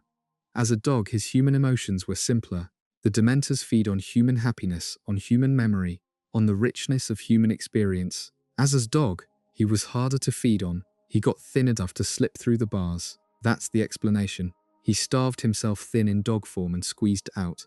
2 problems. First, Azkaban's security apparently relied entirely on the Dementors. There were no physical locks robust enough to hold a determined prisoner. There were no magical seals, no monitoring spells, no secondary systems, just Dementors. The moment you have a method that the Dementors can't detect or punish, you can walk out. Anne, a prisoner who could suppress their emotional signature through meditation, through specific magic, through any other means, could simply leave. The prison wasn't secure, it was terrifying. Those are different things. Second, Sirius had been in Azkaban for 12 years. He'd been driven to the edge of madness and back. He was physically wasted, mentally damaged. The escape required sustained will, sustained clarity, sustained physical discipline. Staying sane enough to have a plan, maintaining a purpose that kept him from losing himself entirely, finding the right moment. All of that while surrounded by creatures whose entire existence was devoted to removing exactly the emotional resources he needed. He held himself together using one thought: I am innocent. He repeated it until it wasn't a memory anymore, just a fact. A cold fact, not a warm one. Cold enough that the Dementors couldn't get purchase on it. That's one of the best pieces of character writing in the series. It tells you everything about who Sirius was and who the Dementors needed you to be. Sirius survived by becoming, in one specific way, more like a Dementor himself. Less feeling, more knowing. The problem comes when you extrapolate. If Sirius could do this, who else could? Any sufficiently disciplined prisoner, anyone trained in emotional suppression, anyone with occlumency skills. And occlumency is specifically the discipline of closing off mental and emotional states, should be capable of the same resistance. Death Eaters trained by Voldemort, who spent years learning to suppress emotions for other purposes, should have had this capacity. Several Death Eaters were in Azkaban during the series. None of them escaped before Book 5, when Voldemort broke them out en masse from outside. Anne, they didn't escape themselves. Maybe they couldn't. Maybe occlumency and Dementor resistance are different skills. Maybe they didn't have Sirius's particular form of cold, innocent determination. The books don't say. But it means that what looked like an impenetrable prison was actually a system that happened to work on most people, and failed catastrophically on the specific prisoner it most needed to hold. The Mirror of Erisd's other visitors, Harry, looks in the Mirror of Erised and sees himself surrounded by family, his parents, his grandparents, people he's never met, whose faces he's only seen in photographs. Ron looks in the mirror and sees himself as head boy, Quidditch captain, with the Quidditch Cup and the House Cup and success layered on success. He's the youngest, always in someone else's shadow. The mirror shows him what he most wants, to be seen. Dumbledore tells Harry that when he looks in the mirror, he sees himself with a pair of thick, woolen socks. He says this very pleasantly. Harry later reflects that he probably wasn't telling the truth. The joke is that Dumbledore, who has everything and has lost everything, would see something humble and domestic. Or the joke is that Dumbledore was lying to protect Harry from understanding what Dumbledore most wanted. Both readings hold. What Dumbledore actually sees, we eventually learn, is his family restored, his sister Ariana alive, his brother Aberforth reconciled. The dream that ended in a flash of bonfire in a 3-way duel that killed Ariana before she had a chance to grow up. That's what the mirror would show him. The one thing he can't fix. That's not the plot hole. The plot hole is smaller and more procedural. The mirror shows the deepest desire of whoever stands before it. A desire so consuming that the mirror was eventually moved and hidden because people were wasting away in front of it, neglecting to eat or sleep, staring at a future that didn't exist and couldn't. Anne, Quirrell, or Voldemort through Quirrell, couldn't retrieve the stone from the mirror. He saw himself presenting it to Voldemort, so the mirror refused him. The stone stayed inside the mirror's enchantment. Only someone who wanted to find the stone but not use it could take it out. Harry wanted to find the stone to prevent Voldemort from getting it. He didn't want to use it. He didn't want to become rich or live forever or bring anyone back. He wanted to stop Voldemort. So the stone dropped into his pocket. But Harry also, at that moment, desperately wanted his parents alive. If the mirror shows the deepest desire of its viewer, and Harry's deepest desire is his family and not the stone, then Harry's deepest desire when standing in front of the mirror was almost certainly not, "I want to find this stone." It was, as it had always been, the faces he saw the first time he looked. The mirror should have shown him his family, not the stone. The enchantment Dumbledore placed was specific. Only someone whose deepest desire is to find but not to use. Harry's deepest desire was not to find. Harry's deepest desire, at 15 months, or 11 years, or 17 years, was the same thing it had always been. People. The people who were taken from him before he could know them. The stone appeared in his pocket because the plot needed it to, because the book had built toward that moment and needed it to work. Rowling got the emotional logic right. Harry is pure enough to hold the stone, Anne, without wanting to use it. But the mirror's own stated rules would have shown him something else entirely. Your thoughts are probably drifting a bit now. That's fine. Let them. Snape's memory and what he could have done. In Book 7, Harry watches Snape's memories in the Pensieve. He sees everything. Snape's childhood, Lily, the friendship and the falling out, the moment Snape called Lily a mudblood and watched her walk away. He sees Snape going to Dumbledore to beg for Lily's life. He sees the deal struck, the double role assumed, the decades of performance. He sees the exact moment Dumbledore told Snape that Harry would have to die. It's one of the most powerful sequences in the series. The memories are Snape's final act. He gives them deliberately, knowing he's dying. He wants Harry to know. But Snape had those memories available for years before that moment. They were his memories. He could have given them at any point. In Book 5, Snape could have pulled out the memory of Dumbledore and Voldemort's conversation about the prophecy and let Harry understand why Voldemort kept trying to kill him. Harry spent 5 years not understanding the full picture. Snape had access to a substantial part of that picture, and sharing it would have helped Harry prepare. In Book 6, after Dumbledore's death, Snape could have found a way, through McGonagall, through a portrait, through Aberforth, to get at least the core information to Harry. You need to find and destroy the Horcruxes. You are one. You must let Voldemort kill you. These things needed to be said, and Snape knew most of them. The practical argument is that Snape couldn't reveal himself. His cover as a loyal Death Eater required him to be seen as exactly what he appeared, a cold, contemptuous man who served Voldemort and despised Harry. Any act of helping Harry openly would have ended the double game. He would have been killed, Voldemort would have lost his most credible source of false intelligence, and the war would have gone worse. That holds. Strategically, Snape couldn't break cover, but cover breaking wasn't the only option. The memories he gave Harry at the end weren't a public act, they were private. Snape could have arranged for those same memories to reach Harry after Dumbledore's death, through a trusted intermediary, without it being traceable to Snape. He could have sent an anonymous communication through the magical world's equivalent of a dead drop, Anne. He was resourceful enough to maintain a double life for 17 years. He was resourceful enough to find a channel. He didn't, because doing so would have required him to reveal that he cared about Harry's survival. And Snape, for reasons that are psychologically coherent but functionally harmful, could not do that while Harry was alive. He needed to be found out posthumously. He needed Harry to know only after it was too late for Harry to feel anything except retrospective gratitude. That's a choice Snape made. The books frame it as tragic. You could also frame it as a kind of emotional cowardice, dressed up as operational necessity. Both framings exist inside the same set of facts. Rowling leaves it there without adjudicating. Fidelius charm and its exceptions. The Fidelius charm hides a secret inside one person's soul, the secret keeper. As long as the secret keeper doesn't reveal the secret, it cannot be found. Voldemort couldn't find the Potters in Godric's Hollow because the secret of their location was hidden inside Peter Pettigrew. Clear enough, when the secret keeper dies, the secret doesn't die with them. It doesn't disperse.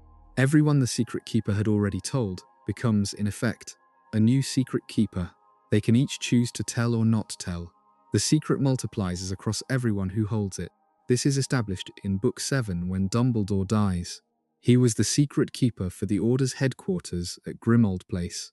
When he died, everyone he'd told about Grimmauld Place became a Secret Keeper. They could each reveal it or not.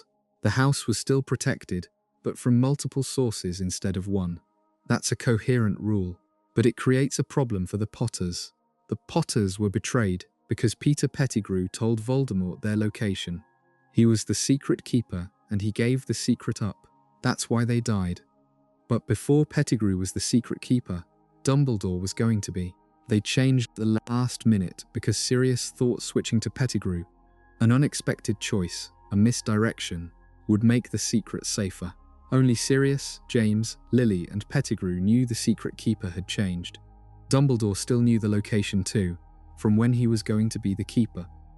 If the Fidelius charm was cast with Pettigrew as the Secret Keeper, then, Dumbledore knowing the location, a piece of information he held before the charm was finalized, might not have been protected under the charm's specific magic. He might have known the location the way you know any ordinary address, rather than having it as a magically sealed secret. But that seems backward. If Dumbledore could still see or visit the location, and Dumbledore was not under the charm's obligations, then the location was only fully protected if Dumbledore also had no information value to Voldemort. Since Voldemort couldn't read Dumbledore's mind directly, Dumbledore knowing independently of the charm might have been fine in practice. It still leaves the mechanics murky. The Fidelius charm is described as absolute, but it's a charm cast by humans, and humans made exceptions and workarounds before it was cast. And those exceptions have unclear status under the charm's rules. What happened to all the Death Eaters? The first time Voldemort fell, the night at Godric's Hollow, his Death Eaters scattered. Most of them claimed they'd been acting under the Imperious Curse. They hadn't chosen to serve Voldemort. They'd been magically compelled. The Ministry, still reeling, accepted most of these claims. A few, Bellatrix Lestrange, the Lestrange brothers, Bartemius Crouch Jr., were too obviously guilty to get away with it and went to Azkaban. Most of the others simply resumed their lives. Lucius Malfoy kept his social position. He donated money to the Ministry and to Hogwarts. He was at the Quidditch World Cup in Book 4, in the best seats, a respected figure in Wizarding society. His son was at Hogwarts. His wife hosted people for dinner. Life continued. Anne. The books treat this as evidence of the Wizarding world's corruption and cowardice. The Ministry's willingness to believe convenient lies, the power of wealth to excuse the inexcusable. That's a fair reading. It's probably the intended one. But it also means that when Voldemort returned in Book 4, his existing network, the people who'd been waiting and watching and maintaining their positions of influence, was fully intact. He didn't have to rebuild. He had Lucius Malfoy inside the Ministry. He had people at Hogwarts, Board of Governors. He had connections throughout the Wizarding establishment, which raises the question of why the war in books 5 through 7 was as hard as it was for Voldemort's side. He had institutional access. He had money. He had the Death Eaters, many of whom were in positions of social power. He had the entire existing system of Wizarding governance available to be corrupted from the inside. By Book 7, he does take over. He controls the Ministry, controls Hogwarts, controls the newspapers. The answer is that it just took him a while to consolidate. But given the head start he had, given that his people had been embedded in the system for 13 years of supposed peace, accumulating influence, the resistance put up in books 5 and 6 seems improbably effective. Dumbledore's Order of the Phoenix, in Book 5, is described as a small group, operating in secret, without official sanction, with limited resources. They're hiding in a house that requires a Fidelius charm to reach. The Ministry doesn't believe them. The newspapers smear them. Against that, Voldemort had an infiltrated Ministry, an army of Death Eaters, giants, Dementors, werewolves, and decades of accumulated dark magic. The war lasted 2 more years rather than 2 more weeks because the story needed it to. Close your eyes properly now if you haven't already. Anne. Let the warmth under the blanket settle in. You don't have to figure this out. It's just something to think about while the rest of you goes quiet. Hagrid's parents. Hagrid's father was a human wizard. His mother was the giantess Fridwulfa, who left when Hagrid was 3. He was raised by his father alone, and his father died when Hagrid was around 12, just before his expulsion from Hogwarts. Giants in the books are dangerous, enormous, and with very limited magic. They're not part of wizarding society. They live in mountain ranges on the continent, warring with each other, diminishing in number with each generation. Voldemort courts them in books 4 and 5, and most of them align with him because wizarding society has been pushing them out and shrinking their territory for centuries. Hagrid is half giant. He's enormous by wizard standards, with great physical strength and apparently a higher than normal resistance to some spells. When the Ministry's enforcers come to arrest him in Book 5, it takes 6 of them, and even then they mainly succeed because Hagrid doesn't fight back. His brother Grawp is a full giant, small by giant standards, about 16 feet, which Hagrid considers practically manageable. Hagrid brought him back from the continent and hid him in the Forbidden Forest, and spent most of Book 5 trying to teach him English. None of this is a plot hole, but Grawp's introduction creates a question the books never address. Why is Hagrid so extraordinarily loyal to Dumbledore and to Hogwarts? The answer the books seem to assume is because Dumbledore gave him the gamekeeper job after his expulsion. Because Dumbledore trusted him when no one else would. Because Hagrid grew up in wizarding society and identifies with it, even though it never fully accepted him. That's coherent as an emotional arc. What's less coherent is that wizarding society, the same society that drove giants off their land, that treats Hagrid as a curiosity and a joke, that expelled him at 12 for a crime he didn't commit, has never done anything to make that loyalty make sense beyond Dumbledore specifically. Hagrid loves Hogwarts. He cries when he's forced to leave. He risks his life repeatedly for a world that mostly sees him as an oddity at best and liability at worst. The Dursleys call him a freak. Ministry officials treat him as a known half-breed whose testimony doesn't count. Students laugh at his lessons. He just keeps going. He just keeps being delighted by dragons and horrified when creatures he loves cause injuries, and bringing birthday cakes to children who were kind to him, and fighting giants alongside the Order because this is his side, these are his people, and they need him. That's Hagrid. The plot hole, if it is one, is that the world doesn't deserve him. The books know this, probably. They just don't know what to do with it. The prophecy that Neville heard, Neville Longbottom, was at the Department of Mysteries in Book 5. He was there when the prophecy smashed. He was standing in the Hall of Prophecy when the spheres were knocked over and broken. He doesn't know the prophecy is about him, or could have been about him, or was, until Voldemort chose otherwise. Nobody tells him. At the end of Book 5, Dumbledore tells Harry the full prophecy and explains that Neville could have been the one, that both Harry and Neville fit the initial description, that Voldemort's choice of Harry was what made it Harry's prophecy. Harry is told to keep this to himself. Harry does. Neville never finds out. In Book 7, Neville becomes the leader of the resistance inside Hogwarts. He organizes the students, protects the younger ones, maintains Dumbledore's army under conditions of genuine danger and violence. He gets beaten repeatedly by the Carrows and keeps going back. By the Battle of Hogwarts, he's the one who pulls the sword of Gryffindor from the sorting hat and cuts off Nagini's head in the middle of Voldemort's victory address. The act is decisive. The last Horcrux is destroyed. Neville does all of this not knowing he might have been the chosen one. He does it because it's right. He does it because he's the person who was going to do it regardless of prophecy or destiny or any magical framework, which is actually a perfect thematic point. The prophecy made Harry the chosen one by Voldemort's act of choosing, but Neville was always going to be this person. Brave, stubborn, committed, growing into his courage at exactly the right pace, regardless of whether a prophecy had ever applied to him. The question is whether Harry should have told him. Harry knew Neville might have been it. He'd been told in confidence. He kept the secret. But Neville had a right, arguably, to know that his life had nearly gone a completely different direction. By the epilogue, 19 years later, Neville is the herbology professor at Hogwarts. He presumably never learned about the alternate prophecy, or if he did, we never hear about it. Anne. It's one of those loose threads that sits in the margins, not a structural problem, just an unanswered question about people, the unbreakable vow and what it can't do. When two wizards make an unbreakable vow, a third holds their joined hands and fire wraps around them to seal the promise. If either person breaks their vow, they die. This is established in Book 6 when Snape makes an unbreakable vow with Narcissa Malfoy to protect Draco and, if necessary, complete Draco's task. It's one of the cleanest pieces of magic in the series. The stakes are absolute. You don't break an unbreakable vow, but what happens when the conditions of the vow become impossible to fulfill? Snape vowed to protect Draco and to complete his task if Draco couldn't. Draco's task was to kill Dumbledore. The vow was made before Snape and Dumbledore had already agreed between themselves that Snape would be the one to kill Dumbledore anyway. When Snape killed Dumbledore, he was simultaneously fulfilling his vow to Narcissa and fulfilling his agreement with Dumbledore.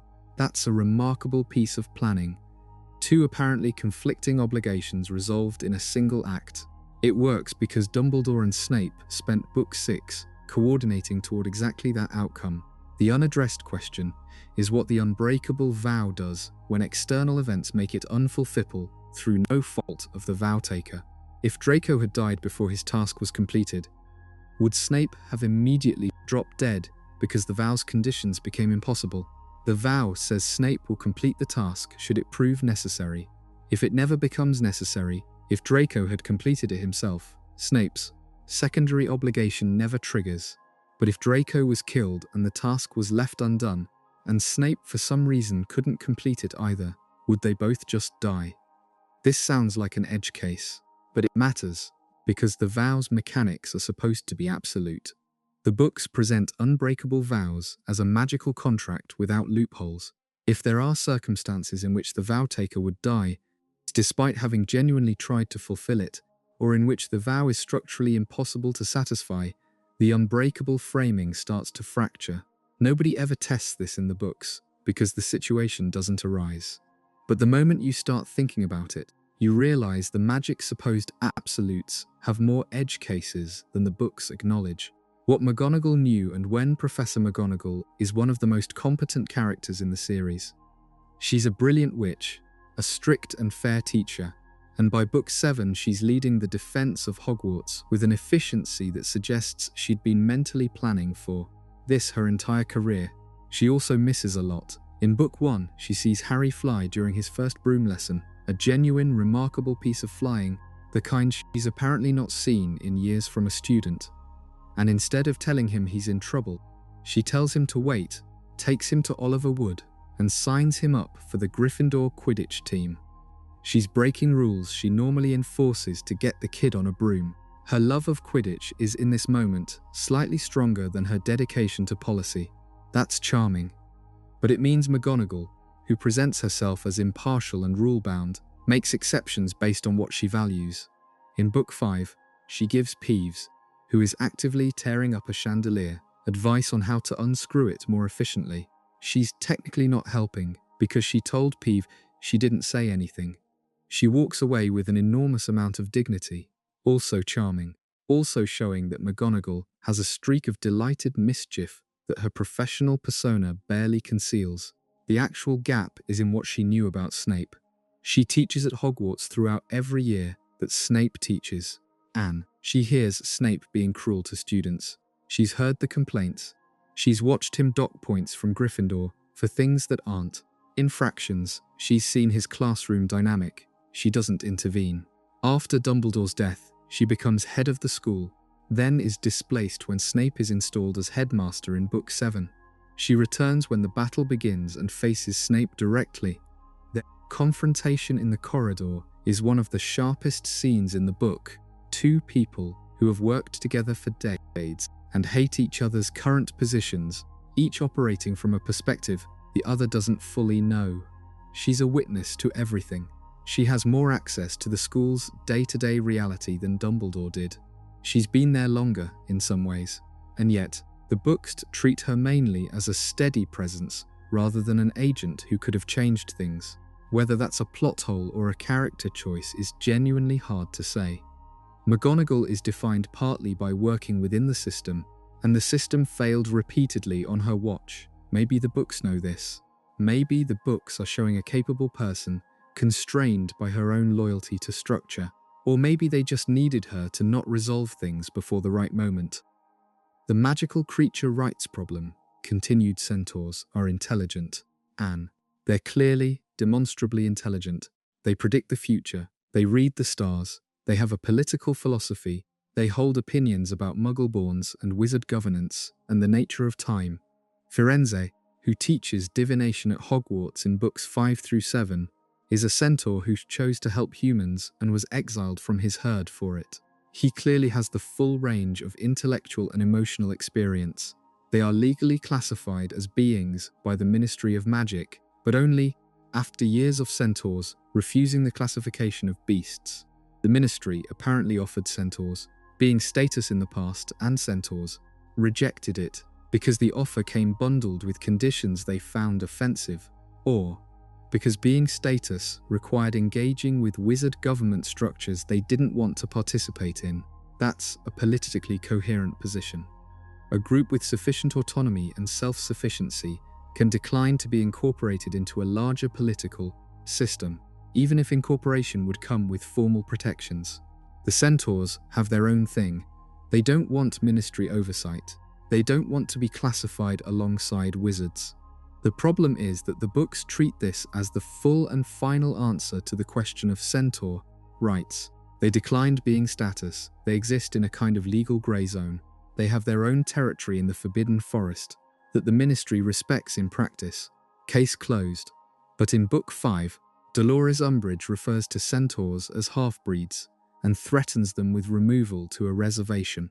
This is presented as Umbridge being monstrous, which she is. But the threat has teeth. The Ministry, apparently, has the power to establish and enforce reservations for magical creatures, even intelligent and politically organized ones. The fact that Umbridge is terrible doesn't change the underlying legal architecture that makes the threat possible.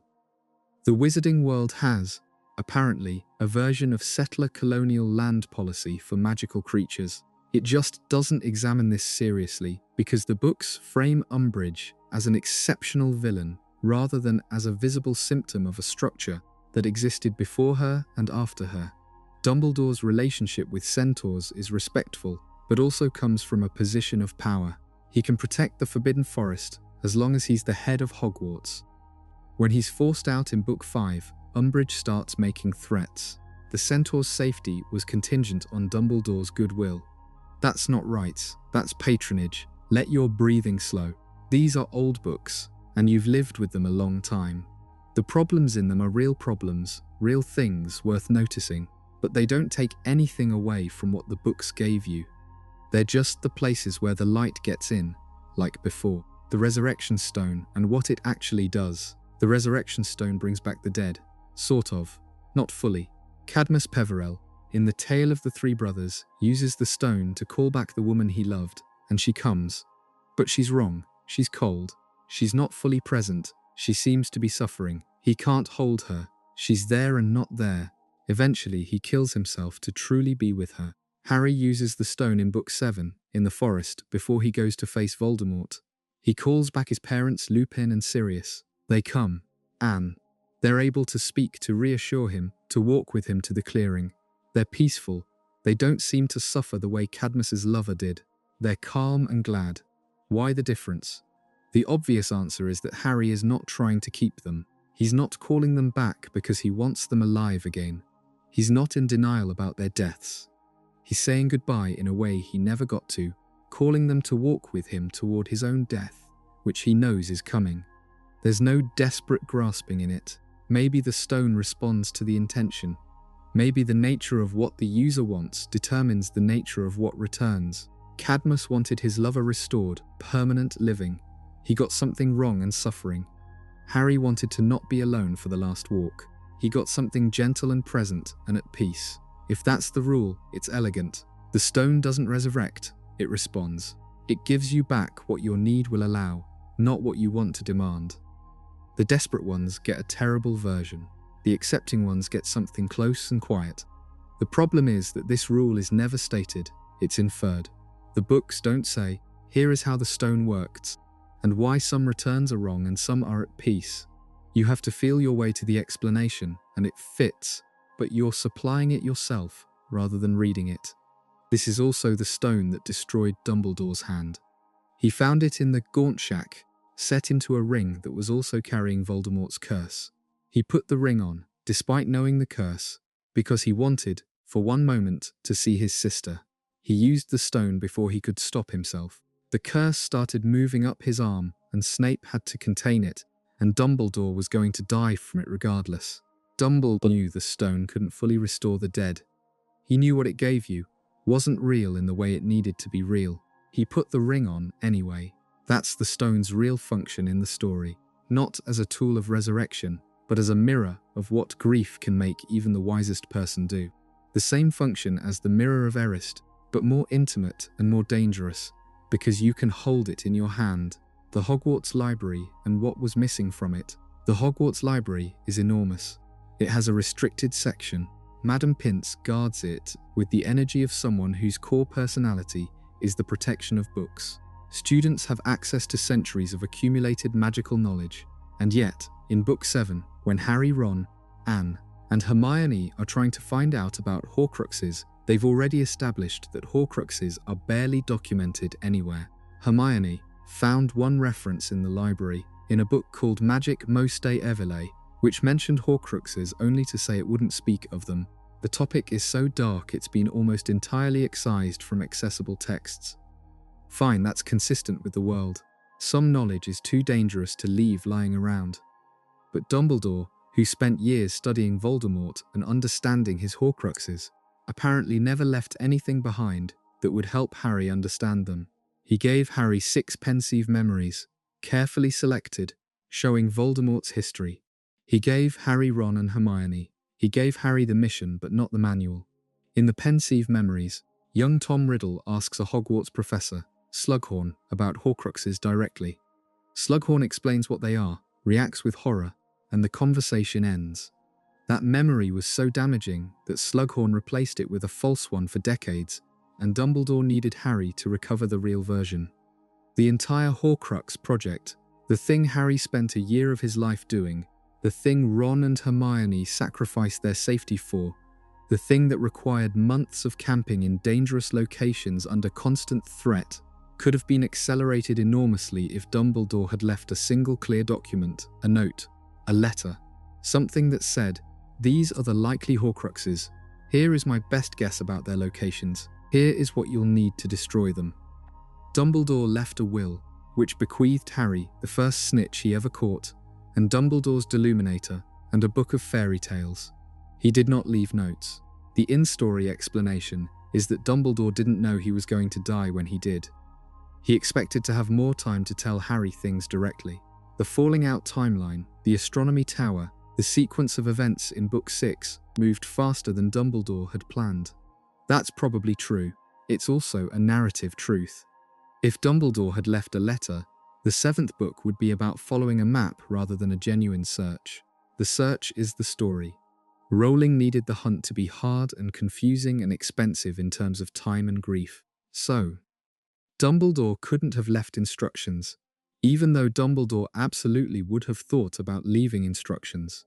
The gap between who Dumbledore was and what the story required him to have done is one of the widest in the series. What happened at Godric's Hollow after Voldemort died? That night in Godric's Hollow, his body was apparently destroyed. He left nothing, just a burst of dark energy in a shattered house and a crying baby. The Potter's cottage was left in ruins. By Book 7, when Harry and Hermione visit Godric's Hollow on Christmas Eve, the house is still there, in ruins preserved. A sign has been put up. Wizarding graffiti covers it. People have written on the sign over the years. Messages to Harry, messages about Voldemort's defeat, remembrances. The sign is weather-worn and covered in a dense layer of accumulated tribute. It's a beautiful image. It's one of the book's most elegiac scenes. But why is the house preserved in that state for 17 years? Who owns it? Is it a wizarding historical site? Did the wizarding government declare it protected? Did someone buy it and decide not to demolish it? Did the magic of the night keep it standing in its shattered state? The Potters were in hiding. They were under Fidelius. After their deaths, their property would have passed to who, exactly? Sirius was Harry's godfather and was supposed to take care of Harry, which he couldn't because he was in Azkaban. The Dursleys didn't inherit because they weren't magical.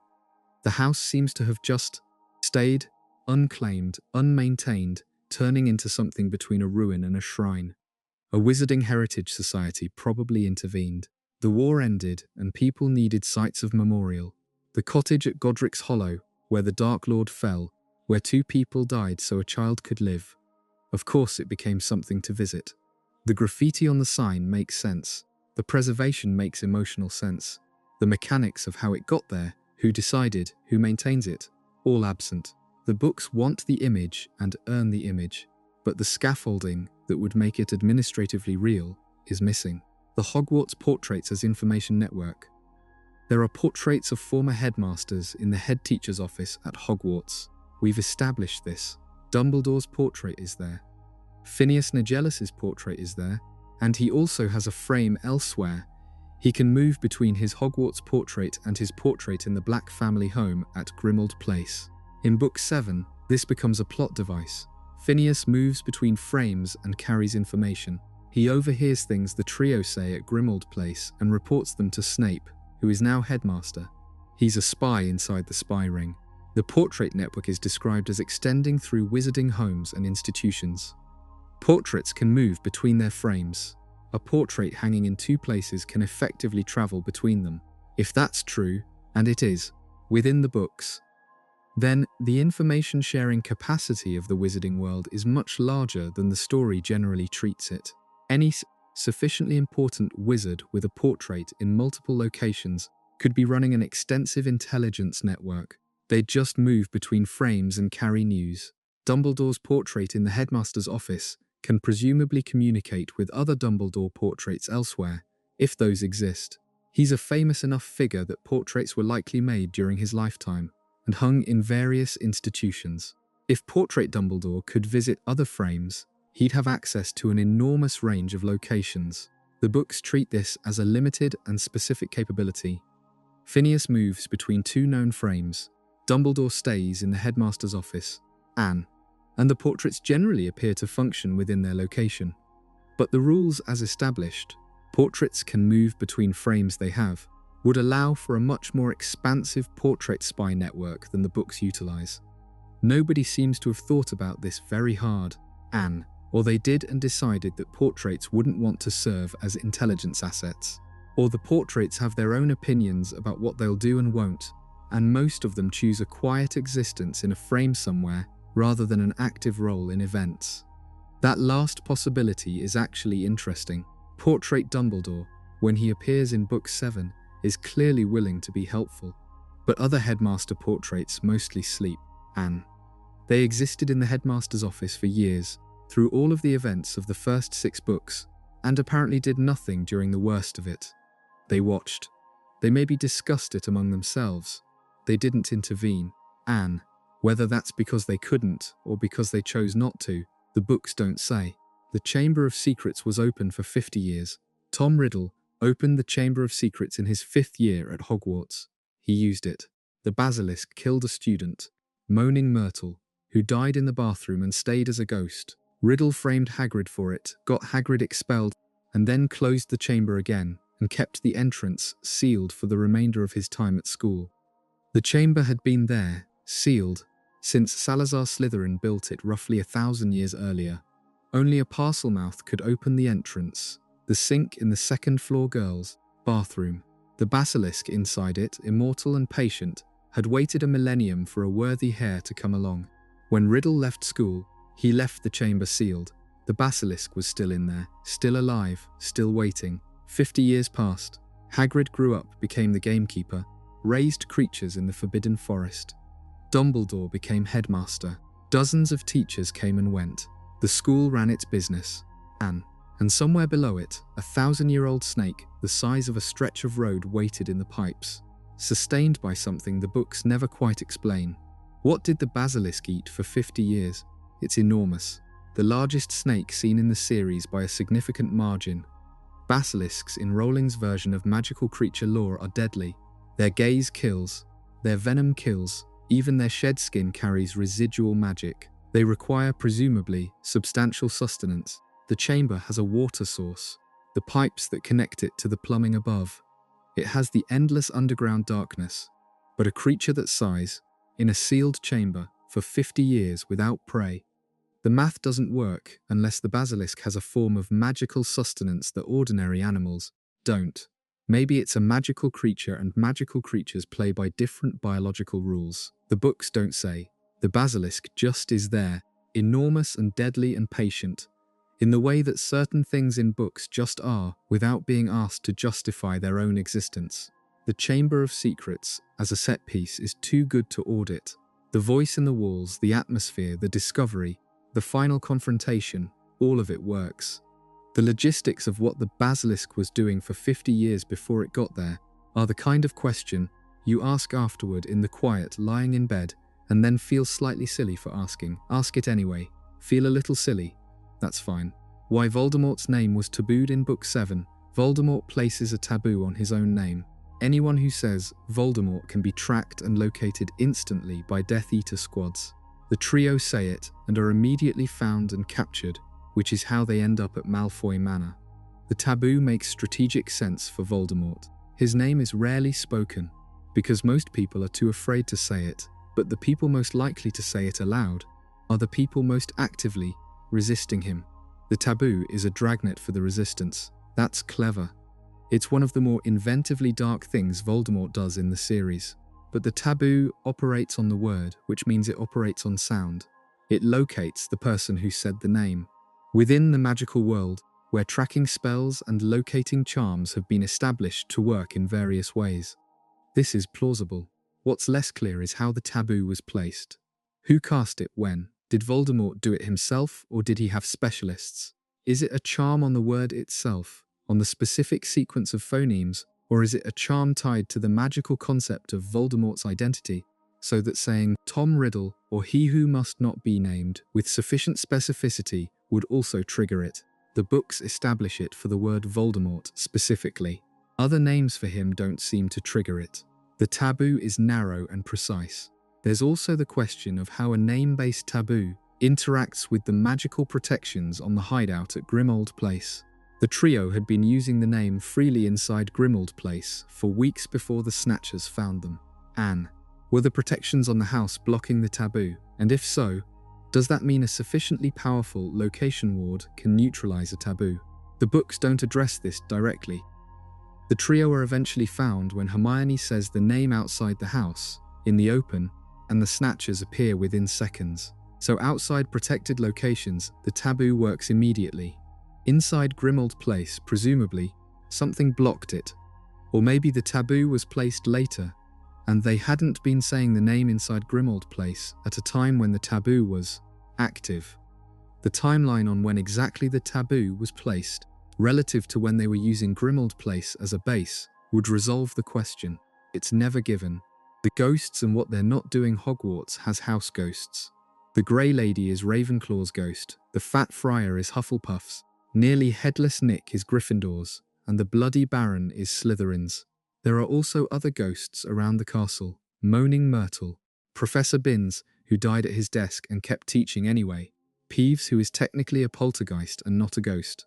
The Grey Lady, in Book 7, turns out to be the daughter of Rowena Ravenclaw. She stole her mother's diadem centuries ago and fled. The Bloody Baron pursued her, killed her, and then killed himself in remorse. They've both been ghosts at Hogwarts ever since. For roughly 1,000 years, the daughter of Ravenclaw has been walking the same corridors as the man who killed her. Harry goes to the Grey Lady in Book 7 and asks about the diadem. She tells him the story. Anne. She's been waiting for someone to ask. She's been carrying the guilt of the theft and the knowledge of where the diadem was hidden for a very long time. She wanted to confess. Nobody had asked her directly before. That's a wonderful detail. It suggests the ghosts of Hogwarts are all carrying something, all waiting for questions nobody thought to ask. But it also means that for the first 6 books, 6 years of Harry being at school, 6 years of the war building up, 6 years of Dumbledore trying to figure out Voldemort's Horcruxes. Nobody thought to ask the Grey Lady about the diadem. Dumbledore, who knew Voldemort had taken the diadem as a Horcrux, or strongly suspected it, apparently didn't go to the ghost of Rowena Ravenclaw's daughter and ask, "Do you know where it is?" The diadem was hidden in Albania, where Voldemort spent years as a wraith. Helena Ravenclaw told Tom Riddle where it was when he was a student at Hogwarts, and she bitterly regrets this, which is part of why she tells Harry. The parallel is intentional. Voldemort charmed it out of her. Harry asks straightforwardly and gets the answer. If Dumbledore had asked, he would have gotten the answer. If he'd suspected the diadem and known the ghost existed, and as headmaster of the school, he would have known Helena Ravenclaw was there. Asking her was an obvious step. Either he asked and she refused, which the books don't show, or he didn't ask, which seems like an omission. Maybe she would have refused him too. Maybe the parallel was specifically about the nature of asking. Voldemort charming the answer out of her made her resent it. Harry asking plainly made her willing. Maybe Dumbledore would have asked the wrong way. The books leave the question open. You're getting close now. The thoughts are slower, and there are longer gaps between them. The great lake out the castle windows, black and still at night, the squids somewhere underneath it, moving in water that's colder than you'd want to swim in. The moving staircases shifting quietly in the dark when there's nobody on them. The paintings nodding off in their frames, the astronomy tower where so much happened.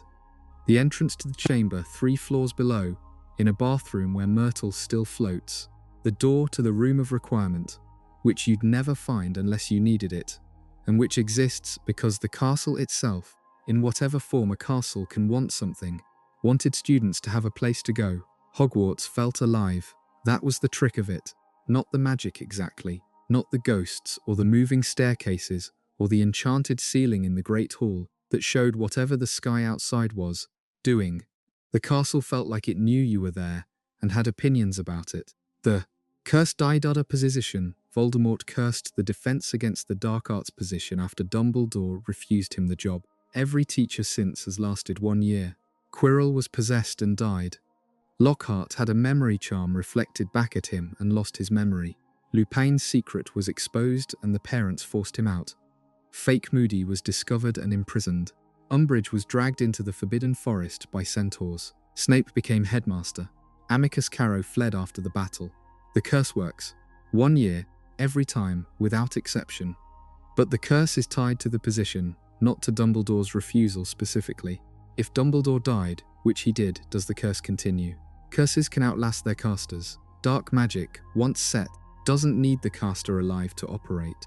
The curse seems to be embedded in the position itself, not contingent on anything ongoing, which means that in the epilogue, 19 years later, Hogwarts still has a cursed Defense Against the Dark Arts position. Every teacher who takes it will last a year, be destroyed in some way, and leave.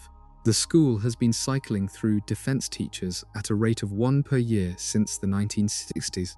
Generations of students have had their Dada education disrupted by a piece of dark magic that nobody seems to be doing anything about. The logical fix is obvious. Break the curse.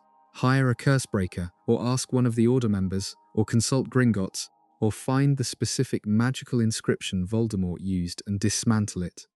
Bill Weasley is a curse breaker. He helped with the Gringotts break-in. After the war, with Voldemort gone, breaking a curse on a teaching position seems like a reasonable use of a skilled curse breaker's afternoon.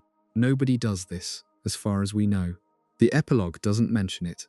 The Defense Against the Dark Arts position presumably continues to destroy teachers at annual intervals, 19 years after the war ended, in the school that was rebuilt and is now sending a new generation of children through.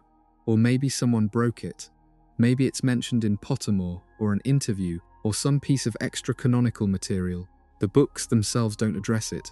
The curse runs on, unchecked, in the epilogue's silence. And then, what happened to the Malfoys? The Malfoy family survives. Lucius Malfoy, who was a Death Eater from the first time around, who wormed his way out with a fake Imperius claim, who served Voldemort genuinely and enthusiastically in the Second War, who provided his home as Voldemort's headquarters and hosted the murder of Charity Burbage at his dining room table. Lucius Malfoy is alive at the end of Book 7, standing in the castle courtyard during the battle, uncertain which side to be on. Narcissa Malfoy lied to Voldemort's face to save Harry's life. She asked Harry if Draco was alive, in a whisper, and when Harry said yes, she told Voldemort he was dead. She bought Harry the time he needed. Without that lie, told at enormous personal risk, the rest of Book 7 doesn't happen. Harry wins, in part, because a woman who didn't care much about anything except her family chose to protect her son by protecting his enemy. Draco Malfoy spent 6 books being a bully and a coward, and in Book 6, a terrified boy given an assignment he couldn't complete. He couldn't kill Dumbledore. He lowered his wand. That matters. In the moral accounting of the books, all 3 Malfoys walk away. The epilogue mentions Draco at the platform at King's Cross, older, with a son heading to Hogwarts. He and Harry exchange a nod. It's not warm, it's not cold. It's the nod of 2 people who share a history too complicated to summarize and have decided to leave it there. That's probably right. The Malfoys are not redeemed exactly. They're spared. The distinction matters. Narcissa earned the sparing. Draco, arguably, earned something. His failure to be a murderer when pressed is the bare minimum, but bare minimums count when the pressure was that intense. Lucius earned very little. Whether any of them faced consequences, ministry trials, sanctions, loss of the fortune that underwrote all the influence, is never stated. The Wizarding World's track record on holding powerful people accountable, established comprehensively in Books 4 through 7, does not inspire confidence. Draco's son goes to Hogwarts. The Malfoy name continues. Anne. Whether anything changed in the family between the battle and the platform is something you'll have to imagine for yourself. The last question here is the one that sits underneath all the others. The Wizarding World exists alongside the Muggle world. In London. In the same London where buses run and people use mobile phones and there are cameras on most major streets. The Wizarding World has its own shops, its own government, its own schools and newspapers and financial system, and it is hidden, carefully, from everyone who can't do magic. For the most part, this works. The statute of secrecy is maintained. The Ministry has an entire department, the Misuse of Muggle Artifacts Office, the Obliviators, dedicated to managing incidents. Memories get wiped, incidents get explained away. But Voldemort's war in Books 5 through 7 produces visible effects. Bridges collapsing, hurricanes in the wrong places, a ring of death in the sky over a Muggle stadium, mass Dementors in cities causing inexplicable depression and fog, a battle of Hogwarts involving hundreds of people, explosions visible from outside the castle, a magical barrier that would have been detectable by any Muggle with a drone. The Muggle world noticed. Anne, it had to. The weather anomalies in Book 7 are explicitly described as making headlines. People are dying who shouldn't be dying. The Ministry has people dealing with this. Presumably after Voldemort fell, an enormous obliviation effort happened, a kind of magical cover-up of industrial scale, erasing or rewriting Muggle memories of anything that pointed too clearly at an explanation they weren't supposed to have. This is never depicted. It's implied. The books end before the cleanup begins. What you're left with is the knowledge that the world Harry saved required, in the days and weeks following its saving, an enormous lie, a sustained institutional effort to remove from Muggle awareness all evidence of what had just happened. The people who fought and died at Hogwarts, who lost family members and sustained injuries, who changed the course of their world. None of that happened, officially, in the parallel world that runs alongside theirs and will never know. That's not a plot hole. That's the permanent structural condition of the story. 2 worlds, side by side, one hidden inside the other. The war happened, the war was real, and in the morning the Obliviators went to work, and another day in London started and nobody on the bus knew. Get comfortable, pull whatever you're under up a little higher. Let your eyes close if they want to. You don't need them open for this. We're back. 3rd night. More threads to pull, more places where the world building quietly looked the other way and hoped the plot would keep you moving fast enough not to notice. 7 books, and there's still more to find. That's not a complaint. That's the mark of a world rich enough to argue with. If you've made it this far, you already know how this works. The questions aren't meant to be answered. They're just something for your mind to hold while the rest of you lets go. Breathe in, let your shoulders drop, let the weight of the day settle somewhere below you, and let's go back. Why didn't Harry ever look in the pensieve alone? Dumbledore has a pensieve in his office. It's a stone basin filled with a silvery substance, extracted memories, floating in liquid form, waiting to be entered. Harry learns about it in Book 4, when he stumbles into Dumbledore's office during the Triwizard Tournament, and accidentally falls in. He witnesses the trials of Death Eaters after the First War. He sees things Dumbledore never explicitly chose to show him. From that point on, Harry knows the pensieve exists, knows where it is, and knows how to use it. In Book 6, Dumbledore uses the pensieve deliberately as a teaching tool. He pulls collected memories, from Morphin Gaunt, from Horace Slughorn, from Bob Ogden, and takes Harry through Voldemort's history, one memory at a time. These lessons are the spine of the book. They're how Harry learns what Voldemort was, how he became, what he feared, what he made. When Dumbledore dies at the end of Book 6, his office technically becomes McGonagall's. The pensieve stays. The memories Dumbledore had collected over years, many of them from people who were difficult to reach, in some cases no longer living, stayed in there too. Harry never goes back to look. In Book 7, he's camping in forests, stealing swords, breaking into Gringotts, going to pieces in a tent, while Ron leaves and Hermione holds everything together. All of that happens, and the whole time, there's a stone basin in the headmaster's office at Hogwarts, filled with extracted memories that Dumbledore had spent years curating, and Harry, who knows how to use a pensieve, who has been in one multiple times, never tries to access it. The practical argument is that Snape was headmaster by Book 7, and the office was hostile territory. You can't walk into Snape's office and start rifling through Dumbledore's belongings. That's a real obstacle. But Dumbledore's portrait was in that office. Harry could have spoken to the portrait. He could have asked what was in the pensieve, what memories were still there, whether any of them were relevant to the Horcrux hunt. Portrait Dumbledore had access to the room. He could have relayed information. Nobody does this. The pensieve sits there, full of whatever it was full of, while Harry spends weeks with no direction and not enough food. The story needed Harry in the dark. The hunt needed to feel desperate and underprepared. If the pensieve had been used, if there'd been a memory of young Tom Riddle mentioning the cup, or the locket, or the diadem, the book's structure would have collapsed, so the pensieve goes unvisited, and that's the honest reason. But it was there, the whole time, and Harry knew how to use it. The problem with Thustrals, you can only see Thustrals if you have witnessed death and processed the experience. Not just seen death, witnessed it, understood it, internalized the loss at a level your mind has caught up to. Harry watched Cedric Diggory die at the end of Book 4. He was present. He saw the curse hit. He saw Cedric fall. At the start of Book 5, the carriages pull up to meet the Hogwarts students, and Harry can see the horses. Black, skeletal, leathery winged creatures pulling the carriages that he'd always assumed were horseless. He mentions it to Ron, who can't see them. The contrast is the point. Harry has crossed a threshold.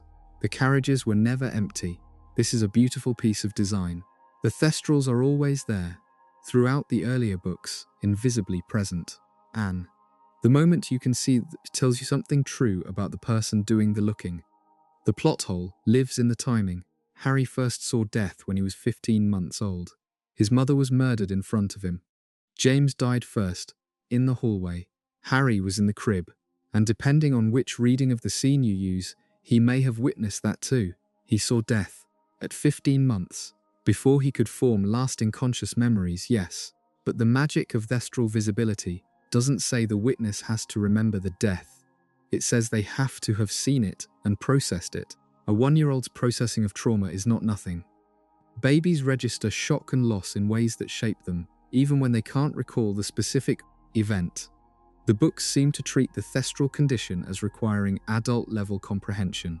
Harry couldn't see them before Cedric died because he was a baby when his parents died, and a baby doesn't fully grasp what death means. That's a reasonable interpretation, but it's not stated. The rule as given is, you must have seen death. The rule, as applied, appears to be, you must have seen death and understood it at the time. Those are different rules. The first one Harry satisfied at 15 months. The second one is never articulated. Rowling probably intended the second version. The execution required the first. Voldemort and the concept of a backup plan. Tom Riddle understood Horcruxes well enough to make 7 of them. He split his soul 6 times, each split requiring an act of murder, a deliberate violation of the self that his teachers described as an almost incomprehensible act of dark magic. He was methodical, patient, precise. He selected objects with significance. He hid them in locations he controlled. He thought, across decades, about what would happen if he died. And then he went to Godric's Hollow to kill a baby. And his plan for that specific night was to walk in, murder the parents, kill the child, and walk out. No backup, no contingency for magical protection he hadn't encountered before.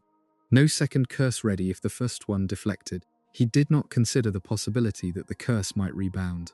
He did not consider Lily's sacrifice. He went in, met something he didn't understand, and was destroyed. A man who spent years creating redundancies in the form of hidden soul fragments had 0 redundancy in his plan for the most important night of his campaign. This is the contradiction at the center of his character. Voldemort is brilliant and meticulous when his certainty isn't engaged. When he's planning from a place of openness, when he doesn't yet know outcome, he plans well. But when he's certain, when he believes the outcome is already decided, he stops thinking. He walks into a cottage and points his wand at a baby, with no consideration of what happens if something goes wrong, because nothing has ever gone wrong when he wanted a specific person dead. His arrogance is not incidental to his planning failures. It is the planning failure.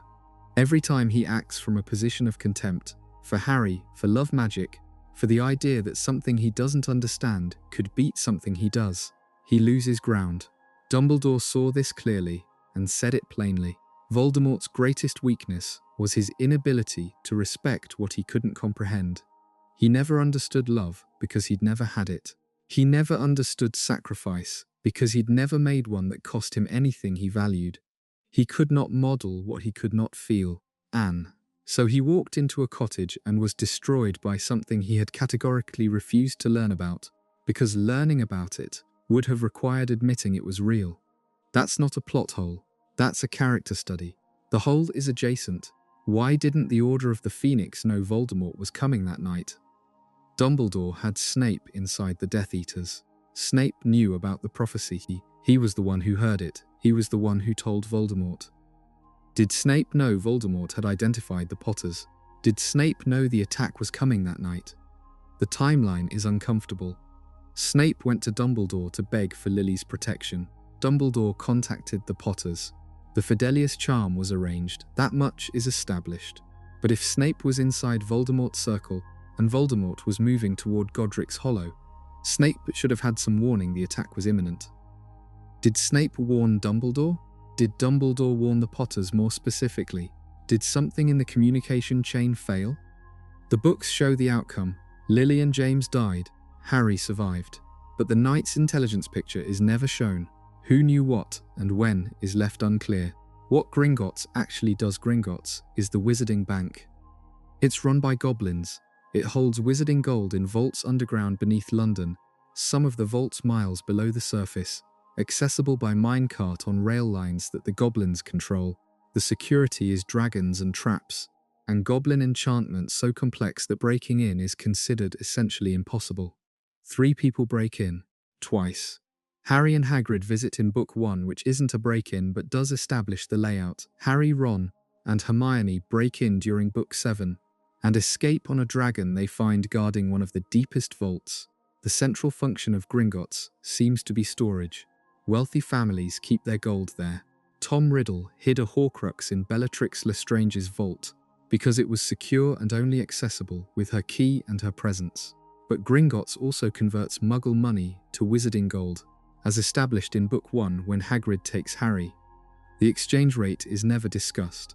The source of wizarding gold is never discussed.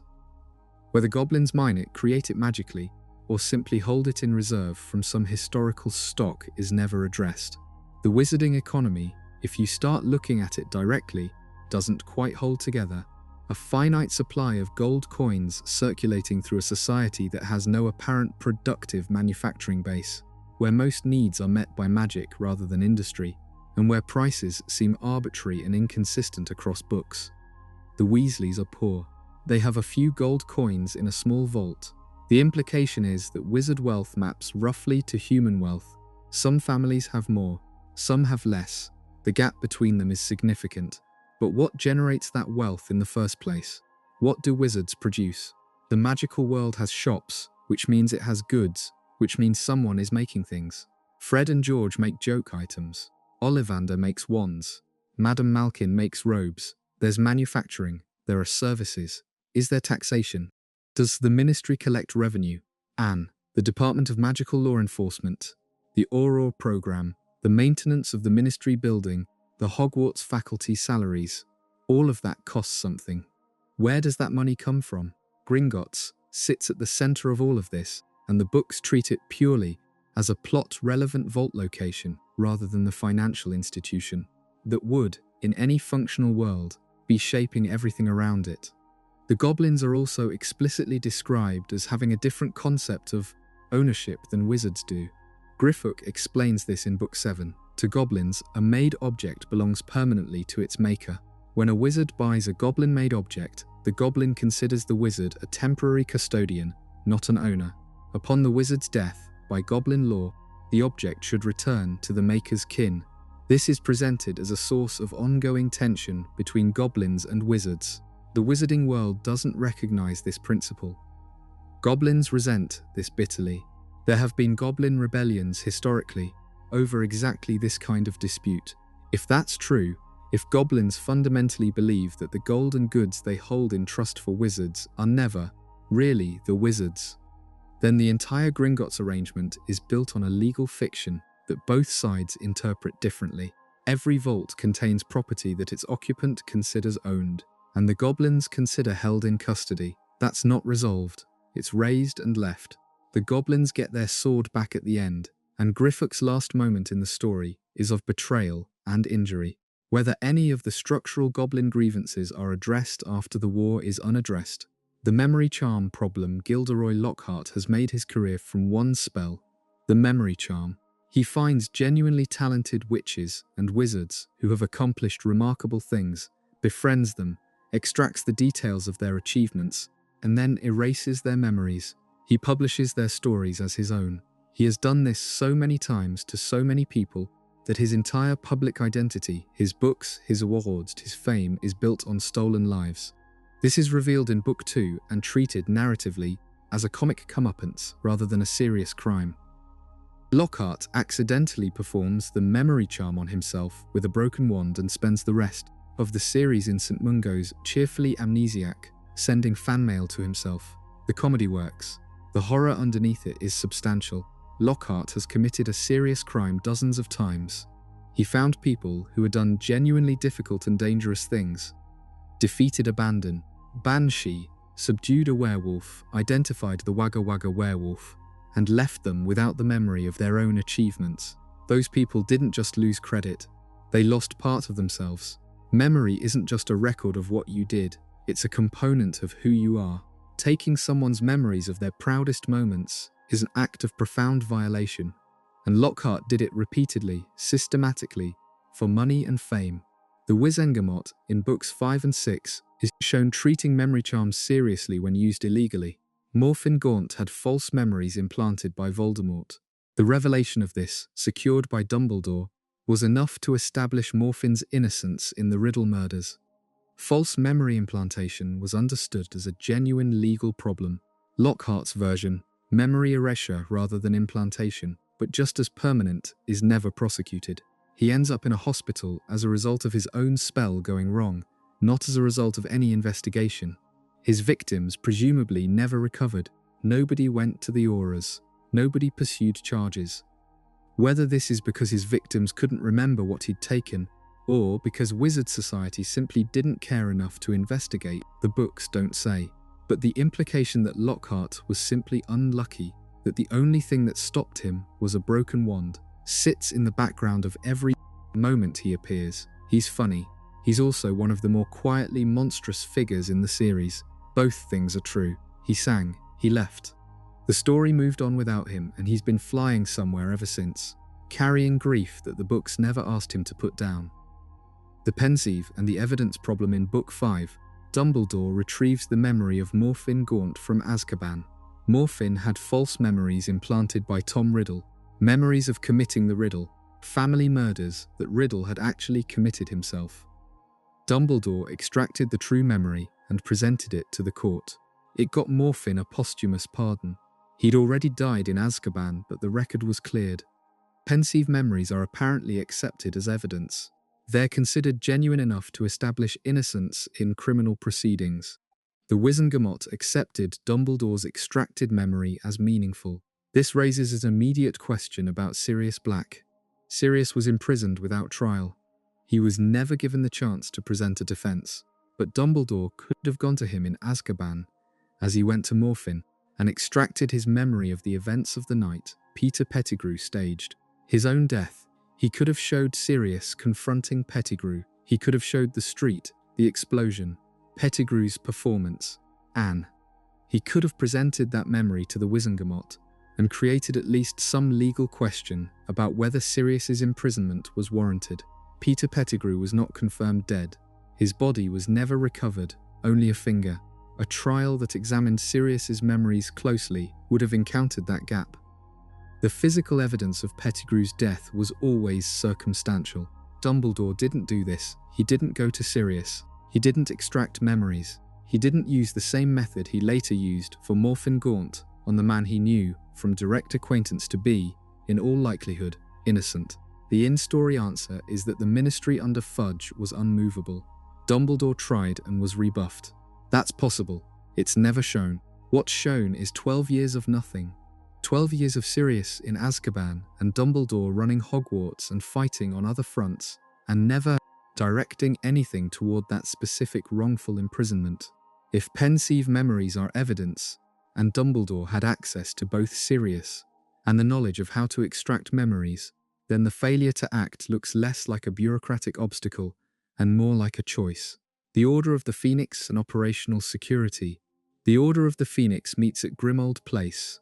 They talk about their missions, their plans, their intelligence, and their personnel at a dinner table with windows and portraits and a house elf who listens from the kitchen.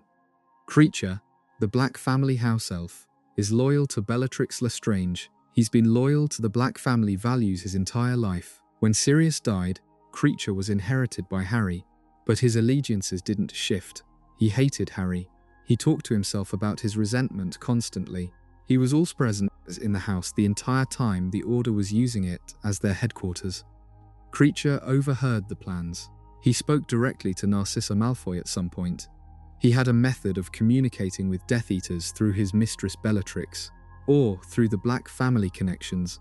Exactly how is unclear, but the effect is explicit. Kreacher misled Harry about Sirius being at the Department of Mysteries, and this misdirection was coordinated with Voldemort's scheme. The Order was conducting sensitive operations out of a house with a hostile intelligence asset living in it, and they knew Kreacher was hostile. Sirius knew it. He said so openly. He treated Kreacher with contempt, which Dumbledore gently suggested was unwise. But the fundamental problem, an elf with Death Eater sympathies overhearing everything, was never addressed operationally. They couldn't evict him. House elf bonds are permanent until the elf is freed, or the master dies, or a specific release is performed. Sirius couldn't simply send Kreacher away. He was stuck with him. But they could have conducted sensitive planning elsewhere. Anne. They could have used a different room when discussing specific operations. Anne. They could have sent Kreacher out on tasks that kept him occupied and away from discussions. Moody, who was professionally paranoid, should have identified this as the obvious vulnerability it was. Nobody did anything. The Order held full operational meetings in a house with a hostile spy and expressed surprise when their plans were compromised. Ron's reaction to Hermione and Victor Crumb. In Book 4, at the Yule Ball, Hermione attends with Victor Crumb. She's done something remarkable with her hair. She looks, to everyone around her, genuinely beautiful. Ron doesn't recognize her immediately when she walks in. His jaw drops, and then he spends the rest of the evening being terrible to her. He makes cutting remarks about Crumb being a Hermione collector. He implies she's only with Crumb because of Crumb's fame. He criticizes her choice without acknowledging the obvious. That he's hurt she didn't go with him.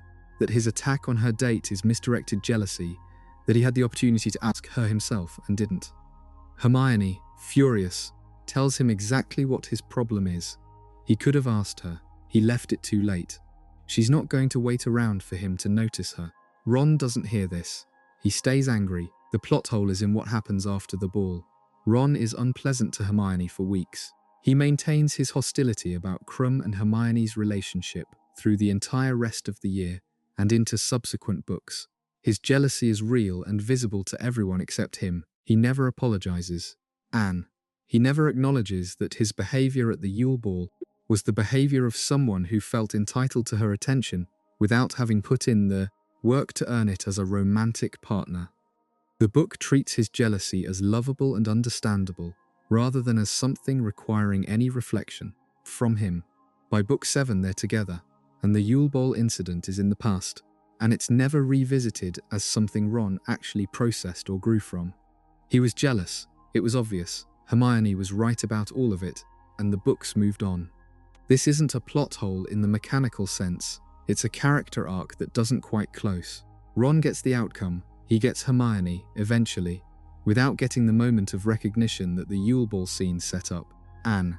He doesn't grow from the incident so much as time passes, and both of them get older, and eventually they kiss in the middle of a battle.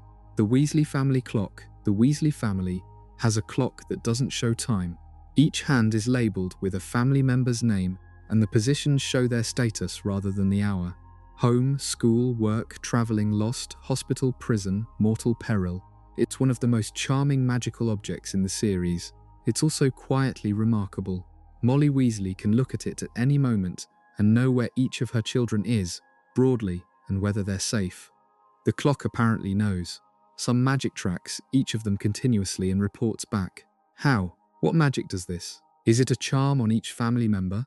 Something they all carry or that was performed on them? Is it tied to the clock's construction? If Weasley family members die, do their hands fall off?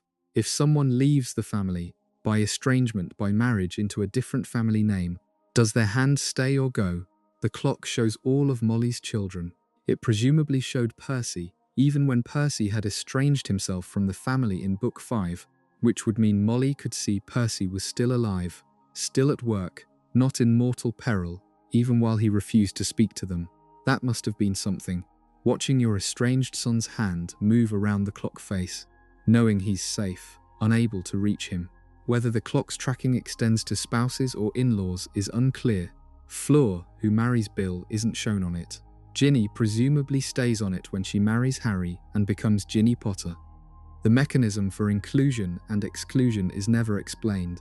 Most significantly, in Book 7, during the worst months of the war, the clock presumably showed every Weasley hand pointing to mortal peril, continuously. Molly watching it, all the hands in the same terrible position for months, everyone she loved in danger all the time. Anne. The books don't show her looking at it in Book 7. They probably couldn't, that image would be unbearable, and the scene couldn't have survived it. Nagini and the question of consent. Nagini is Voldemort's snake. She's also a maledictus, as established in the Fantastic Beasts films. A woman cursed to transform permanently into her animal form. She was a person who lost herself by degrees, and eventually became a snake entirely. The books don't establish this. In the books, Nagini is a snake. She's Voldemort's familiar. She carries a piece of his soul as a Horcrux. She's used to murder people, including Frank Bryce at the opening of Book 4 and Severus Snape at the end of Book 7. Voldemort talks to her in Parseltongue. She clearly understands him. She is, by the end of the series, so thoroughly associated with Voldemort that she appears to function as an extension of his will. In the books alone, without the Fantastic Beasts edition, Nagini is a snake, an unusual one, old and large and intelligent as snakes go, but a snake. She doesn't have a history, the books reveal. She's a weapon and a companion and a Horcrux. The Fantastic Beast Slayer makes things complicated in a way the books never grappled with, because the books came first. In the original text, When Neville Longbottom cuts off Nagini's head, it's the destruction of a Horcrux and the killing of a dangerous magical creature. With the added context of Nagini having been human, that moment becomes something different. But that context wasn't in the books. Rowling added it later. The books present Nagini's death as the final necessary act in the defeat of Voldemort, not as the mercy killing of a woman who lost herself to a curse centuries ago. Whether the added layer enriches or complicates the original scene is a genuine question. Whether it was planned from the beginning or added retrospectively is another. The books exist as written. The retrospective editions exist separately. When they conflict with the emotional register of the original scenes, both readings occupy the same space and neither cancels the other. The Goblet of Fire and Age Line's Dumbledore drew an age line around the Goblet of Fire. Anyone under 17 who crossed it would be rejected, repelled. Fred and George tried to cross it using Aging Potion, became temporarily elderly, and were ejected with long white beards. It worked exactly as described. Harry's name came out of the goblet. Artemius Crouch Jr. put Harry's name in. He used Confundus to make the goblet believe there was a fourth school entering the tournament, so that it accepted an additional name in a category by itself. The goblet was tricked into thinking 4 schools were competing rather than 3. The age line was not the relevant protection in Harry's case. Harry didn't try to cross it himself. Someone else entered his name on his behalf, Anne, which means the age line was never designed to handle proxy submissions. It protected against underage students entering their own names. It didn't protect against adults entering names for students. That's a genuine design flaw in the protection. Anne, if you can enter someone's name without them crossing the line yourself, the age line only prevents underage students from self-entering. It does nothing about nomination. Dumbledore presumably didn't consider this scenario. Nobody had tried to abuse the goblet this way before. Tournament tradition and the goblet's ancient magic were presumably considered sufficient deterrent, but the age line was a new addition. Dumbledore drew it specifically for this tournament, specifically in response to the possibility of underage students trying to enter. He thought about the risk. He apparently didn't think about the vector Crouch Jr. actually used. Dumbledore is smart enough to have thought of it. The story needed him to not think of it. That tension between who Dumbledore is and what the plot requires runs through every book. Voldemort's snake affinity and its limits. Voldemort speaks Parseltongue. He's a Slytherin descendant. He can communicate with snakes, command them, understand them. His relationship with Nagini is the most developed version of this in the series. She's his companion, his Horcrux, his weapon. The basilisk in the Chamber of Secrets was Slytherin's monster, placed there by the founder and controlled through Parseltongue by his hair. Voldemort, as the last heir of Slytherin, could have controlled it. He never did. In Book 2, Voldemort is partially present through the diary Horcrux. He's controlling Ginny, he's directing the attacks, he's opening the chamber, but the basilisk is being directed through Ginny as a vessel. She's the Parselmouth channel, because Tom Riddle's soul is using her. When Harry gets into the chamber in Book 2, Riddle has partially manifested. He's physically present enough to speak, to gloat, to direct the basilisk. He sends it after Harry. In Book 4, Voldemort regains his body. From that point on, he has a physical form, full magical capability, Parseltongue, and a connection to the most famous basilisk-related magical heritage in British wizarding history. He never uses a snake offensively in a large-scale way after that point, beyond Nagini. The basilisk is dead. Harry killed it in Book 2, but there are other snakes in the world. Voldemort, who can speak to and command snakes, never assembles anything like an army of them. He uses giants, Dementors, werewolves, Death Eaters, and one snake. His actual species-wide ability to command the creatures most associated with his ancestry goes largely unused. The practical limitations are real.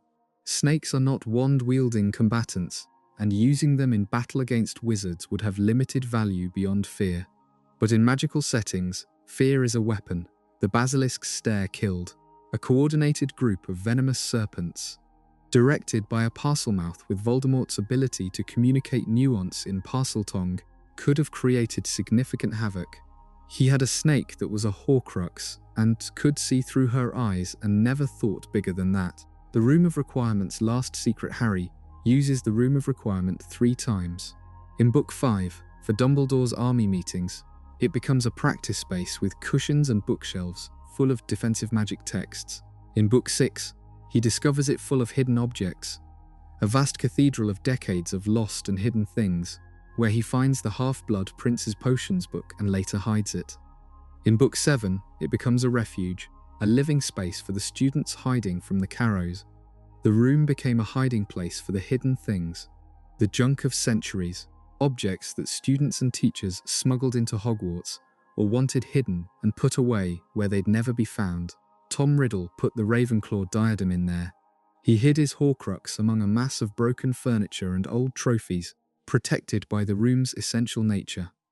The Room of Hidden Things can only be found by someone who needs to find it, but you cannot retrieve something hidden in it unless you know it's there. Riddle knew it was there. He'd put it there himself. He hid it because the room was genuinely one of the safest places in the castle, magically concealed, accessible only on specific terms, and unknown to anyone who hadn't already found it. But he also put it in a room that filled over centuries with the lost objects of thousands of students, things hidden, never retrieved, objects whose original owners died or graduated or forgot. The room was filling up before Riddle and kept filling after. If the room can only be found when you need it, and only the right kind of need opens the right version of the room, then Riddle's version of the room, the Hidden Things version, was accessible to anyone who needed to hide something or find something hidden. Every student who'd ever wanted to hide an object and thought strongly enough about it would have entered that same room. None of them found the diadem. None of them found anything that seemed significantly out of place. The room was full enough that one diadem on a wizened bust wasn't going to stand out. That was a good hiding place. That's genuinely good dark wizard thinking. Rowling gave Voldemort credit there.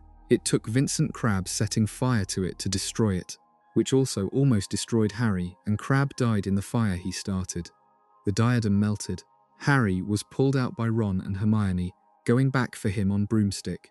Crabbe died because he wanted Harry dead more than he wanted to survive. He cast Fiend Fire, a curse he couldn't control, and was consumed by it. He was 16. He was following Draco, because that was what he'd always done, because his father was a Death Eater, and this was the side he'd been born into. And he died for a cause he may not have fully chosen. The books don't dwell on this. He's not a character the books ask you to mourn. But he was 16. Your thoughts are probably somewhere else by now. That's fine. Let them wander. The words are just something to hold the edge of your attention while the rest of you lets go. The moving staircases somewhere in the dark. The lake outside, perfectly still on a calm night. The squid asleep somewhere near the bottom. The sound the castle makes when it's empty of students, and only the portraits are awake, nodding to each other across the corridors. All of it still there. All of it exactly the same. The last one, the last question, the one underneath all the other questions, the one that lives in the margins of every book if you look at it long enough, is about the shape of a happy ending. The Battle of Hogwarts happened. People died. Fred Weasley died, and Tonks and Lupin and Colin Creevey, and 50 others, whose names are briefly listed and then absorbed by the forward momentum of the narrative. Voldemort was defeated. The Elder Wand was snapped. The world kept going. 19 years later, everyone is fine. Anne, the children of the people who fought, have children of their own. They're sending the next generation to Hogwarts on the same train, across the same barrier, into the same school. The castle is still standing. The lake is still there. The scar hasn't hurt in 19 years. That's the ending Rowling wanted. She wanted her readers to sleep. She wanted the anxiety of the last book, the deaths, the running, the impossible odds, to resolve into something ordinary and warm. Children on a platform, parents waving, a train, the future. It works. You feel it as relief when you read it. After everything, they got ordinary life. They earned it. They survived long enough to be bored. The questions the books didn't answer. What happened to the house elves? Whether the ministry reformed, whether the pure blood ideology went underground or was genuinely dismantled, whether anyone ever fixed the defense against the dark arts curse, whether the Dementors are still guarding Azkaban, all of that lives outside the frame of the last page. Maybe some of it was fixed. Maybe Hermione's years at the Ministry changed something real. Maybe someone finally broke the curse on the Dada position. Maybe Bill's curse-breaking skills were applied to Hogwarts one slow summer, and the next year had a teacher who stayed for 2. Maybe. The book doesn't say. What the book does say is that Harry Potter looked at the scar on his forehead and felt nothing from it. And that was all right. And you're almost asleep now. Your breathing has gone slower, and your thoughts are arriving further apart, softer, less attached to anything.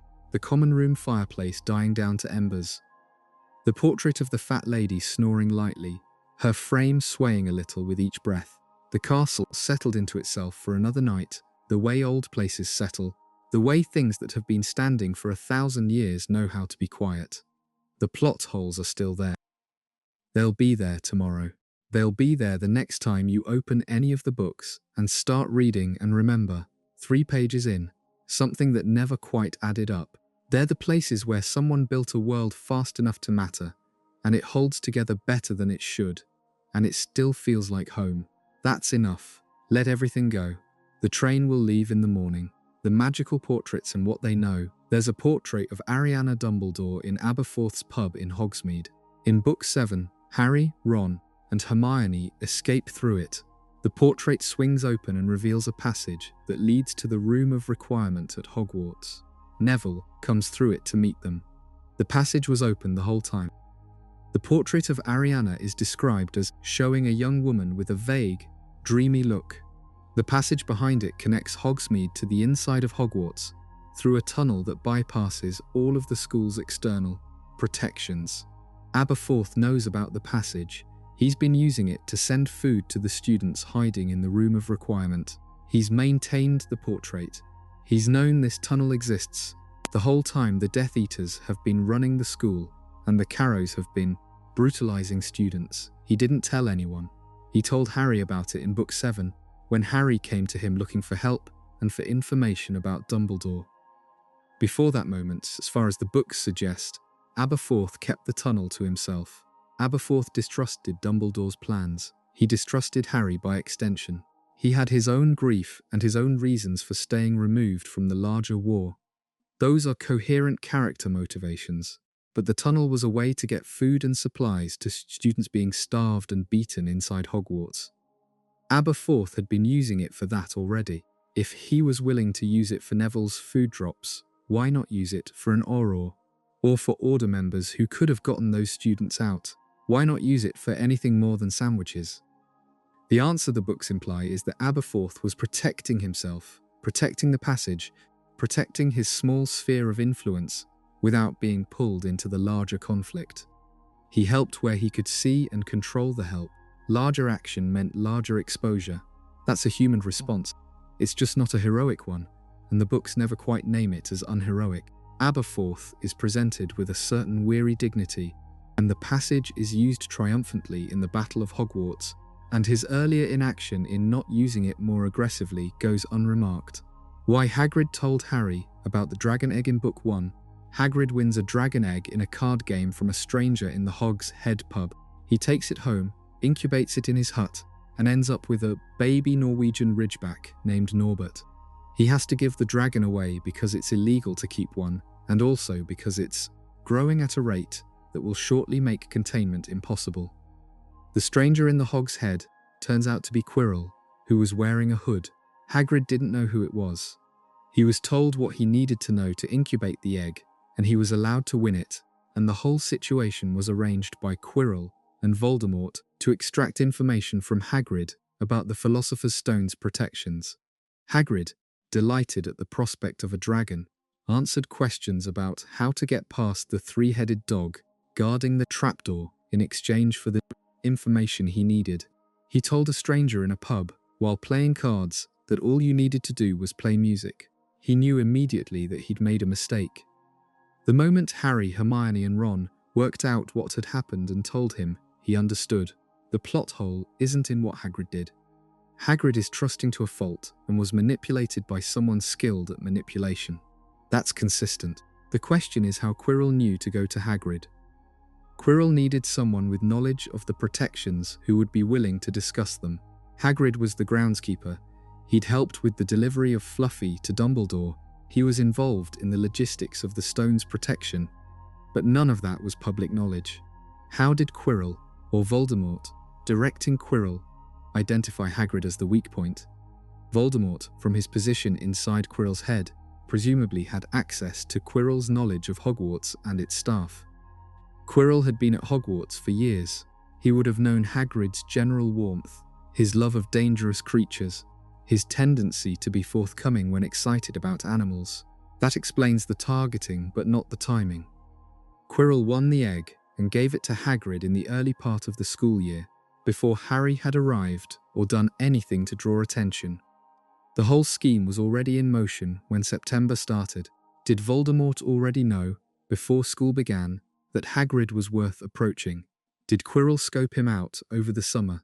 The sequence of events that led to Quirrell sitting across from Hagrid in the Hog's Head is never shown.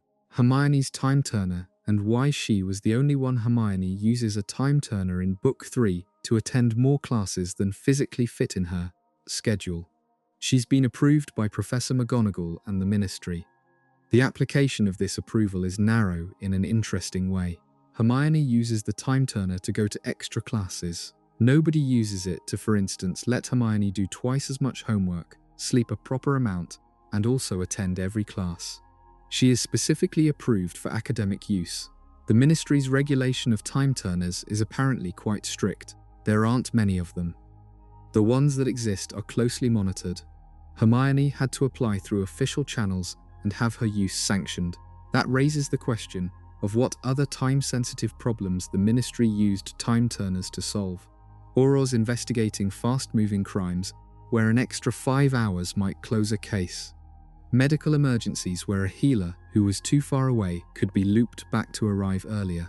Diplomatic crises where the right person was unavailable. The Ministry had a whole cabinet of them in the Department of Mysteries. They were stored in quantity. If Hermione, a 13-year-old, was approved for regular use, the approval process wasn't entirely inaccessible. Anne. The book's answer, implicit throughout, is that time turners were tightly controlled precisely because their misuse could cause catastrophic paradoxes, and the Ministry only sanctioned uses that were carefully circumscribed and monitored. Hermione's use was sanctioned because she was supervised in a controlled environment with a clear and limited purpose. But the destruction of all the time turners in Book 5, smashed during the battle in the Department of Mysteries, is so convenient that it reads as authorial housekeeping. Rowling needed them gone before the final 2 books, where their existence would have created story problems that couldn't be explained away. She put them where they could be broken and then broke them, which is a valid narrative choice. It just happens to coincide exactly with the moment the books stopped being able to afford having them around, the prophecy room and what the Ministry was doing with it. The Department of Mysteries is full of rooms containing things the Ministry studies in secret.